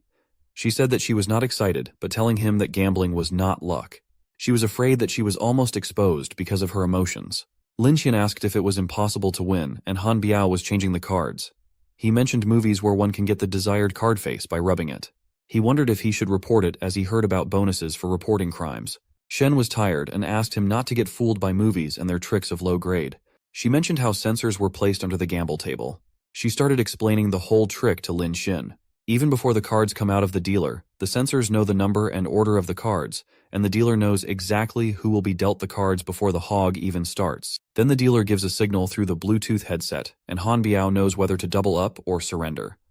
The sensors had the ability to detect stealing, changing, and bringing fake cards. She further mentioned how both the chip card and the induction loop were complementary to each other, and the function was designed to prevent players from cheating. The only thing that went wrong was the tips given to Han by the dealer, which was impossible to catch. Lin Xin understood why gambling was really harmful after listening to that. He said that it was easy when one knew the working method and suggested playing more. He promised to teach Shen a lesson about gambling. Shen was confused but agreed to go back to the table. Lin Xin then announced to check the gambling table, mentioning his doubts about something wrong. Han looked at him and had no problem in the test. He just said that it would break Lin Xin's heart. The people wondered if Lin Xin lost all his money and mentioned how he was looking anxious. They assumed that apart from the ship, Lin had nothing left. The bald man was relieved that he had not done any business with Lin Xin. The dealer lady also suggested checking her anywhere if he had any doubts. Lan Xin proposed to check it later, but at that moment was only focused on checking the table. He touched the table with his hands, activated level 3 strength, and said there was no problem in the table. He pretended to be clueless and upset. Lin Xin then suggested playing one more round and mentioned how the game was getting boring with time. Lin Xin called Boss Hao stingy because he only dared to put out only tens of millions each time, even after winning many rounds. He asked if Han was scared to lose money, and it made Han uncomfortable. The people also started gossiping about it, which was more frustrating for Han. They considered Han to be penny-pinching compared to Lin, who was spending millions of money. Han decided to play big that time and betted 1 billion that time and asked to deal the cards. It was a very shocking and heart-stopping moment. The dealer started the game and Han was waiting for his tip. Lin Xin asked to start Han quickly and mentioned how he was eagerly waiting to make a comeback. The dealer was panicking and informed Boss Han that the sensors were not working. It made Han furious, but he assumed that Lin Xin would not be lucky and started. To his misfortune, he lost the game and Lin Xin won all the money. The people could not believe that Lin Xin had actually won the match. Lin Xin had recovered all the money he had lost and Boss Han didn't get anything. It made that terrific person angry and he slammed the table. He asked how Lin Xin dared to win. Lin Xin asked how it was okay when Han was winning and got mad after losing only one match. He commented how it seemed like Han could not afford to lose. Han accused Shen of cheating and claimed that no one could fool him. He said Shen was a master, hired by Lin Xin. Everyone was shocked and stated how cheating was not a small matter. A man said that it was not right to cheat and violate game rules, even if it was their ship. A girl was telling some nonsense proverb also. Shen was furious and yelled that they had not cheated. She demanded people to check the monitor instead. Boss Han didn't pay attention and took out a sharp knife on the table. He then pointed a gun towards Lin Xin and mentioned the rule of gambling. He said one had to cut off a finger and confiscate all the gambling money. If Lin Xin didn't agree, Han warned to shoot him right at the spot. Han had put the gun in Lin Xin's head in aggression. Lin Xin was still being calm and insisted on witnessing which was fast, a bullet or his hand. He was holding a chip and saying the word sarcastically. Shen was panicking and asked Lin Xin not to provoke the wounded beast, Han. She feared that Han might actually kill him. Suddenly something happened so fast that no one understood anything. They noticed that Han had fallen on the ground, bleeding blood. Shen was the only one to witness the whole thing. She noticed how Lin Xin threw the chip from his right hand to the gun and changed the trajectory of the bullet. Meanwhile, he also punched Boss Han in his stomach with his left hand 3 times a row. The speed was so fast that nobody was able to see what had happened. Mr. Kim was shocked and asked the security to arrest Lin Xin. He claimed that Xin had cheated and hurted people, but the security grabbed that creep instead and he started yelling. Lin Xin went to him and asked if he had forgotten that Lin Xin was the financial owner of the ship. He asked who the security would listen to and mentioned how Boss Han was the one who cheated. He kicked Han again and 2 cards fell from him. Everyone was shocked to see how Han was cheating. Shen was sure that Han would not go for some low-level tricks and asked Lin Xin how did he won. He whispered in her ears that he had broken the sensors when checking the table. He mentioned how the game was played and won on pure luck. Lin Xin also told her that he had slipped those cards on Han's hand while beating him. She was relieved, blushing, and praised his bad skills. Her favorability increased by 15% that time. Suddenly the original captain entered the ship and asked what was going on there. Everyone looked back to him. The bald man narrated the scenes. He said that Han and Lin were playing, and Han got mad after losing and tried to fire a bullet. The boss became furious, ran towards Lin and started checking if he was okay. He kept asking if Lin Xin was okay and not hurt. The people heard that Lin Xin was being referred to as Mr. Qian. They couldn't believe it and started screaming. Shen, on the other hand, informed her teammates about the incident and asked a few people to come there to take him. The boss of the ship introduced Lin Xin to everyone and mentioned how he had invited him to play that night. Suddenly the cops arrived and asked everyone not to move. They mentioned that they were there to arrest the smuggling gang and requested everyone to cooperate. Han Biao and his gang members were arrested. The leader approached Shen and informed her that their team could be withdrawn. The people heard and were shocked to know that the waitress was actually a police officer. Shen was looking for Lin Xin to thank him as he had helped them to catch Han. She also wanted to return the money to him. Lin Xin, on the other hand, was escaping the scene in a boat. He took advantage of the confusion and slipped out through the window. He thought he was getting finished if got caught by the police. In the girl dormitory, Luo Yaxi was lying on bed, watching her phone. She was wondering where Lin Xin was and why he was not replying to her message. She was planning to ask Lin Xin for dinner at her rental house but was even embarrassed to directly ask him out. It was because she was interrupted by an accident and considered finding another chance. While she was busy planning, Liu Cheng entered the room. She sat down and mentioned how tired she was. She was showing off her skirt, which was torn. Yaxi asked what was wrong with her and commented on how Chung was looking. She advised to protect herself sarcastically. Liu Chung rested her hand on her waist and mentioned it to be the fault of Lin Xin. He said even though he was gentle and honest, he behaved rudely that day. She also bragged how she was feeling happier than ever. Luo Yaxi didn't believe her and said that Lin Xin was not rude. He asked if she had torn the dress herself. Chung moved her skirt a little and showed a big mark on her thigh. She asked how she could do it, when in reality she could not even open a bottle cap. She asked Yaxi to see that by herself. Yaxi noticed the palm print on her skin, and a tear came out of her eyes. The palm print was so big and she thought that Chung had not made it by herself. She couldn't believe it and started shivering. Luoqing noticed that and asked why she was behaving like that. She advised Yaxi to wear some clothes so that she didn't catch a cold. Yaxi could not bear Chung and ran outside in a rush. It felt very good to Chung. She wondered if Yaxi would still want to devote herself to Chung and considered it too late. She commented that a man will always belong to his first woman. She was imagining the time and was acting horny. She remembered how he had hit her at the end and wondered when he would do it again. Outside the boys' dormitory, Luo Yaxi was waiting for Lin Xin. She was concerned why Xin was not responding to her messages and calls and wondered if he was already sleeping. She was also concerned about what Liu Cheng had claimed because she didn't seem to be lying. She calculated that if she was being truthful, Liu Yaxi might hurry up. A rich and handsome guy like Lin Xin didn't have girlfriends, and it was an alarm that attracted many women. She imagined how many girls might be trying to get a touch of Lin Xin. Yaxi didn't want to let him taken by anyone. The guys started noticing her and wondered what a girl was doing there. Then we were staring at her short clothes and wondered if she was having it with her boyfriend. They were watching him like she was something like a delicious item to eat. The night passed. A fresh morning was greeting everyone. Lin Xin was walking, eating some snacks. He was exhausted after fighting and gambling with those people the previous night. He was moving towards his dorm to sleep first. When he reached there, Luo Yaxi was standing there, sliding on a wall. He noticed her from behind and wondered why she was there. Some guys were also discussing her.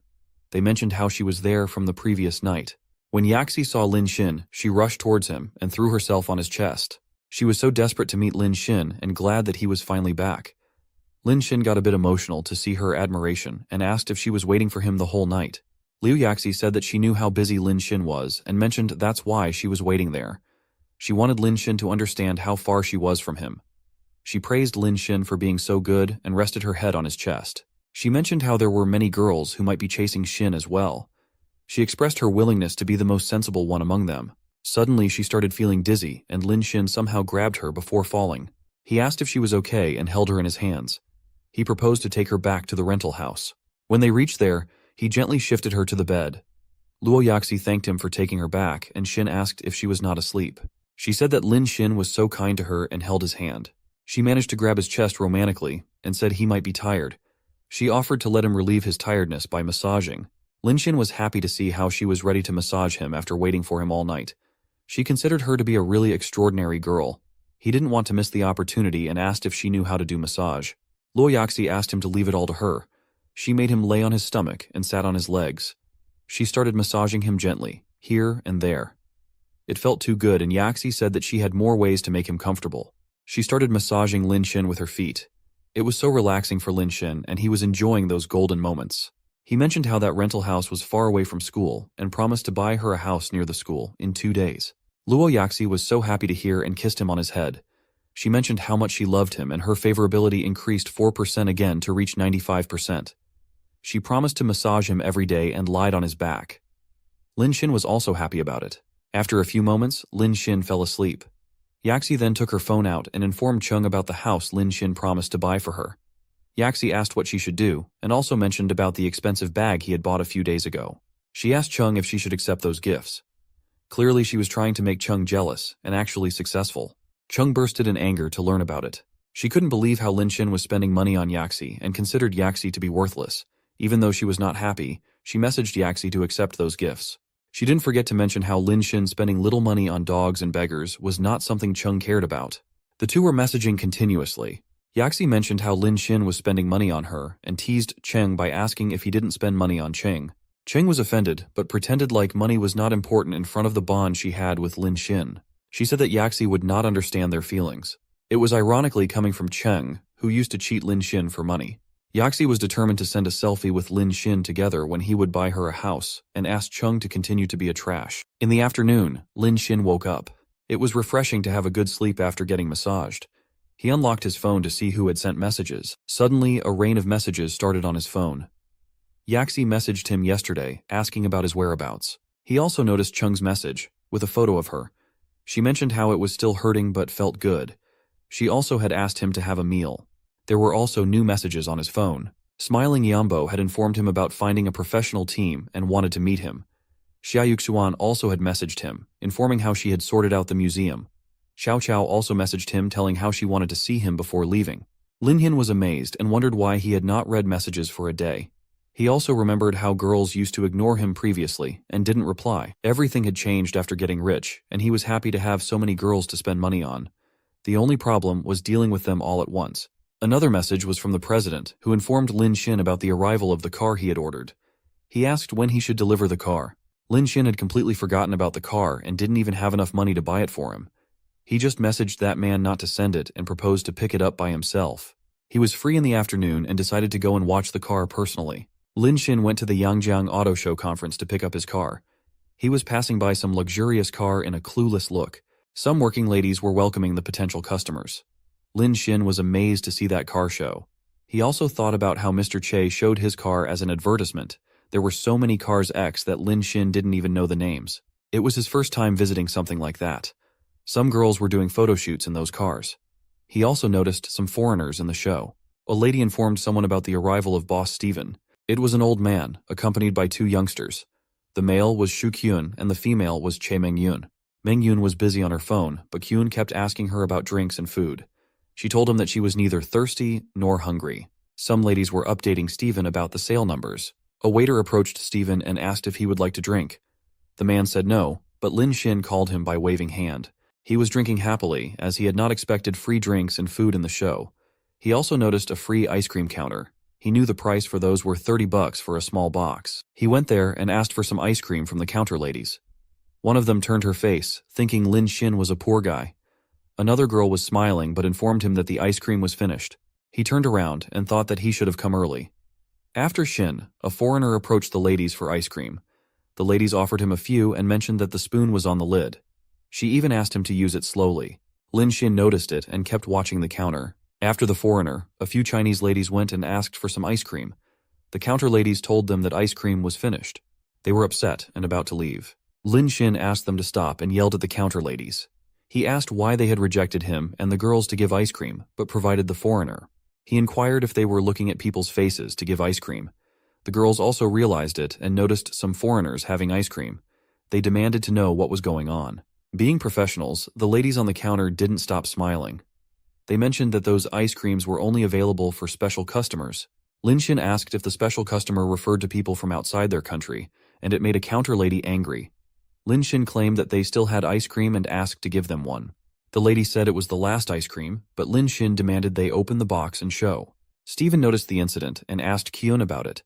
He wanted to know who was causing trouble in the exhibition. Kyun informed that it was a Chinese person, asked him not to worry, and promised to solve it quickly. Kyun asked if Mengyun was also worried about her brother Che's business getting affected. He asked her not to be afraid till he was here. The lady was annoyed with Kyun and didn't want to talk with him. She was just there because Kyun was running a cooperative business with her brother. She seemed to ignore him every time by looking at her phone. Kyun went near the ice cream counter and asked what was going on. The counter girls greeted their manager Shu Kyun. Lin Xin asked if he was in charge and complained how those waitresses were serving only to the foreigners. Kyun asked what was his problem, mentioned that foreigners had money to spend, and asked about Lin Xin. He laughed at Xin for not having money and accused him of coming to the auto show to eat for free. The ladies and Kyun were laughing like lunatics. Lin Xin asked what was funny and mentioned that he was there to pick up his car. Kyun asked what type of car Lin Xin was planning and taunted that he might have a budget for a few $60,000. He asked Lin Xin not to tell lies and said that there were no cars under $1 million at their showroom. A crowd had already gathered to know what was going on. One person assumed that Lin Xin was sneaking in there for free food. They asked to get Lin Xin out, and Kyun called him shameless for still staying there. Lin Xin was looking for something which Mr. Che had given him in the morning. He finally found it and showed it to everyone. The people were shocked to see that shining card. It was the only 5 Fire Diamond VIP cards from their auto show. One only becomes eligible to have that card if they had spent 10 million yuan in their exhibition and had assets worth more than 1 billion. He asked if Kyun could finally stop and listen to people. The waitresses started apologizing and stated that they were wrong. Lin Xin was not happy yet and asked them to apologize to all the Hua people who had come to the show. He said that the incident had happened because they worshipped foreigners. He mentioned that it had nothing to do with whether he had money or not. The girls also agreed, and one of them started explaining the things. She said that ice cream was not a big issue, and they didn't care about it. All they were concerned about was that some people had forgotten to stand up after kneeling down for too long. They were trying to find the word colonial hangover. The crowd was motivated by the lecture and started clapping after getting the explanation. Lin Xin also praised the girl for her well-curated words. Kyun was standing aside, clenching his teeth out of frustration. Suddenly, Mengyun jumped over Lin Xin and called him by name. Lin Xin didn't know who she was. She asked why he had not informed when he came and called if an important guest. She also announced him to be the C-suit in the ribbon cutting. After that, she introduced herself as Che Mengyun, younger sister of Mr. Che. She mentioned how she had heard a lot about him from Che and admired him too much. Lin Xin said hello and wondered how he hadn't expected Che to have such a top sister. Kyun couldn't believe how Mengyun was reacting and hugging Lin Xin. He was feeling terrible and wondered who Lin Xin was. He was so unhappy to see someone snatching his love interest away. Mengyun then called Kyun and asked if those waitresses were from his Stevens motor sales company. She asked if he would solve the problem and looked towards him. Kyun had never imagined that it would cause such a big trouble. In order to save their sales numbers, he had to decide about it. He announced that those two ladies were part-time workers. He mentioned how angry he was with their deed and fired them immediately. He knew that those two people were not any assets, so to cover up his mistakes, Kyun fired them. The waitresses tried to explain that this was not their fault, but he didn't listen. Mengyun was still not satisfied with the resolution, and it made those waitresses panic. She asked what she wanted even after that. Mengyun asked Lin Xin if they should use the security to beat those girls, but Lin Xin asked them to ignore them. Mengyun told those ladies that Mr. Qian was kind enough to let them off without punishment. The ladies were bowing down in front of Mengyun and Lin Xin. She cursed them and asked them to leave quickly. Those girls started running in a hurry to save their lives. A girl even slipped and fell on her face. The scene was so comical that the crowd could not stop laughing at them. The crowd started talking about the incident. They didn't know about Mr. Qian, but first time seeing Mr. Che's sister took the initiative to approach a man. They referred to her as their goddess. Shukyun realized that it was the person who had humiliated him on the live broadcast. He was very devastated that Qian was there to take his love interest away. Someone asked Mengyun if the Mr. Qian she had mentioned was the one who loves to spend lots of money on the live broadcast platform. A man approached Lin Xin to tell that he was from a Jiangbian sales company. People started commenting how they were admiring Mr. Qian. Shukyun went to Stephen and bowed down to apologize. He informed him that the matter was dealt with very smoothly. He mentioned how he had no idea that the person making the ruckus was a high-class second-generation, Qian. He said that Qian had little money, always showed off, and caused disturbance wherever he went. He called Lin Xin antisocial and pointed towards the crowd. Kyun told Stephen that Qian might have tried to cause trouble to affect the sales of their Baomu automobile. His accusations were enough to provoke Stephen to step in the matter. He went to Mr. Qian and introduced himself to him. Stephen mentioned how he had heard about the Qian's richness and urged to spend money. He stated how he felt it to be fake and smelled the stench of some Ponzi scheme. Lin Xin had no idea what it was and started itching his head. Mengyun explained that the Ponzi scheme was invented by a foreign scammer, where some powerful people with empty pockets defraud people of investment. Lin Xin said to Stephen that foreigners like him had invented it. Stephen ignored the attack and stated characteristics of the scheme. He mentioned how the scammers were generally high-profile, specializing in gaining a sense of presence in the upper class and spending generous amounts of money. Stephen said that their purpose was to deceive rich people to invest, and asked if it was what Mr. Qian doing. Following the same storyline, the crowd again switched side with Mr. Stephen. They started yelling how they almost fell for it. They mentioned how some people were looking for Mr. Qian to invest in the company. They said that he turned out to be a scammer. Mengyun asked if Stephen had any proof against Lin Xin that showed him to be a scammer. She warned him to stop slandering Lin Xin without solid evidence. In response to that, Stephen asked if Mr. Qian had any proof that would show that he was not a liar. Lin Xin had no interest in proving his wealth to an old man. He mentioned how he was feeling sleepy and said that he would get some water to refresh his mind. It infuriated Mr. Stephen and he started yelling. He pointed towards the three girls who were demanding ice cream previously. He said that those girls who were getting praised a few moments ago were working with Mr. Qian to deceive people. The girls were offended with that baseless claim and called it complete nonsense. Stephen didn't step back and tried to terrify those girls. He demanded to know the truth and warned to call security otherwise. His face was looking terrible with a clenched jaw, intense eye contact, and furrowed brows. Lin Xin couldn't bear that anymore, and returned to the stage. He congratulated Steven for pissing him off and agreed to play with him. Meng Yun was also angry at Steven and said that he was bullying those girls as he couldn't handle Lin Xin. She called him despicable in disgust. Steven asked if Mr. Qian would run away from the game. He stated that it was very simple to prove to him that Lin Xin was not a scammer. He asked Lin Xin to prove that he was richer than him and promised to believe Lin Xin in that case. Steven also warned that he would tell the whole Yangjiang city, Lin Xin, to be a scammer if he could not prove it. Meng Yun gets mad at Steven for that trick. The crowd started discussing that Steven was one of the top 5 car dealers in Shanghai who went to Yanjing to promote the new Baomu car. They commented that fake rich second-generation Lian could not be richer than Mr. Steven. They assumed Steven to be the winner. Lin Xin asked if Steven really wanted to play that game. He agreed to do as he said, but with a condition.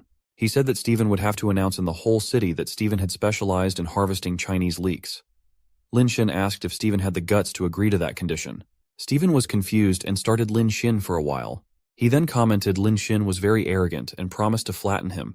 After that, he called a man in a yellow shirt to come over and announced to give that man a luxurious car, worth 10 millions for free. The man could not control his happiness and thanked Steven for it. Steven asked if Chen would dare to play with him anymore. Meng Yun started yelling and called it unfair as the company was owned by him and the cars were his. Steven stated that even if he was the owner of that place, those were goods which he had actually paid for. He asked if there was a problem, or Mr. Qian had no money for it. Meng Yun was not ready to accept it, but Lin Xin calmed her down. He agreed to play and said that the supercar in the general car exhibition area was not bad. Those cars were worth 20 millions each. He announced to give the 3 girls, who were accused by Steven, 1 car each. He stated that it was to comfort them for being mentally hurt. He paid 60 million yuans instantly. The crowd was shocked and started praising Xin again. They mentioned how Qian had paid the full amount without breathing. A man was embarrassed to doubt Mr. Qian before. He said that he was just kidding and never believed in Steven. The girls were also terrified to get such expensive gifts. They paid respect to Xin and couldn't thank him enough. Lin Xin asked not to take it personally and said that it was a competition, which they couldn't afford to lose to a foreigner. Meng Yun was so impressed with Lin Xin and side-hugged him. She praised Lin Xin for being handsome and special. Steven said that it was expensive, but wanted to taste how many more Lin Xin could afford. Steven announced to give another 1 car worth 10 millions to a next passerby. He asked if Lin Xin would still dare to pick that up. To his surprise, Lin Xin also started giving cars to random girls. The two played the game for a while until Lin Xin had given a 32 millions worth car to a girl. Steven stopped the game there, and Lin Xin asked if it was all they had. Shu Qian approached Steven and informed him that their dealership was all out of cars over 10 million. There were only 2 cars left, which were given to Thomas. All the other cars were given to passers-by, and they had lost tens of billions. Steven could not figure out how that is even possible. He wondered how Lin Xin was delivering a car 2 or 3 times the price of Steven's car, at full price. Lin Xin asked Mr. Steven what had happened and inquired why he stopped all of a sudden. He wanted to know if all cars were sold from the garage, or his card went empty.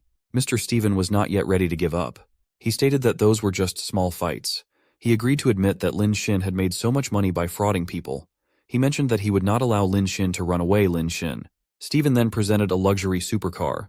It was a Lamborghini Global Limited Edition, LP74. The worth was 40 million, and he claimed that Mr. Qian could not afford it. He was ready to give away that gorgeous car and asked how would Mr. Qian would deal with that. Lin Xin was looking at the car and wondered if it was so. Steven thought that Xin was afraid and asked if he wanted to run away.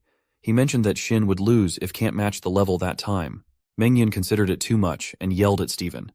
She mentioned that Lin Xin had already spent more money than him. She asked how Steven had dared to claim that he was following rules. To his defense, Steven mentioned how he only asked Lin Xin to pay the same amount as him. He said that he had never told Lin Xin to spend all his money.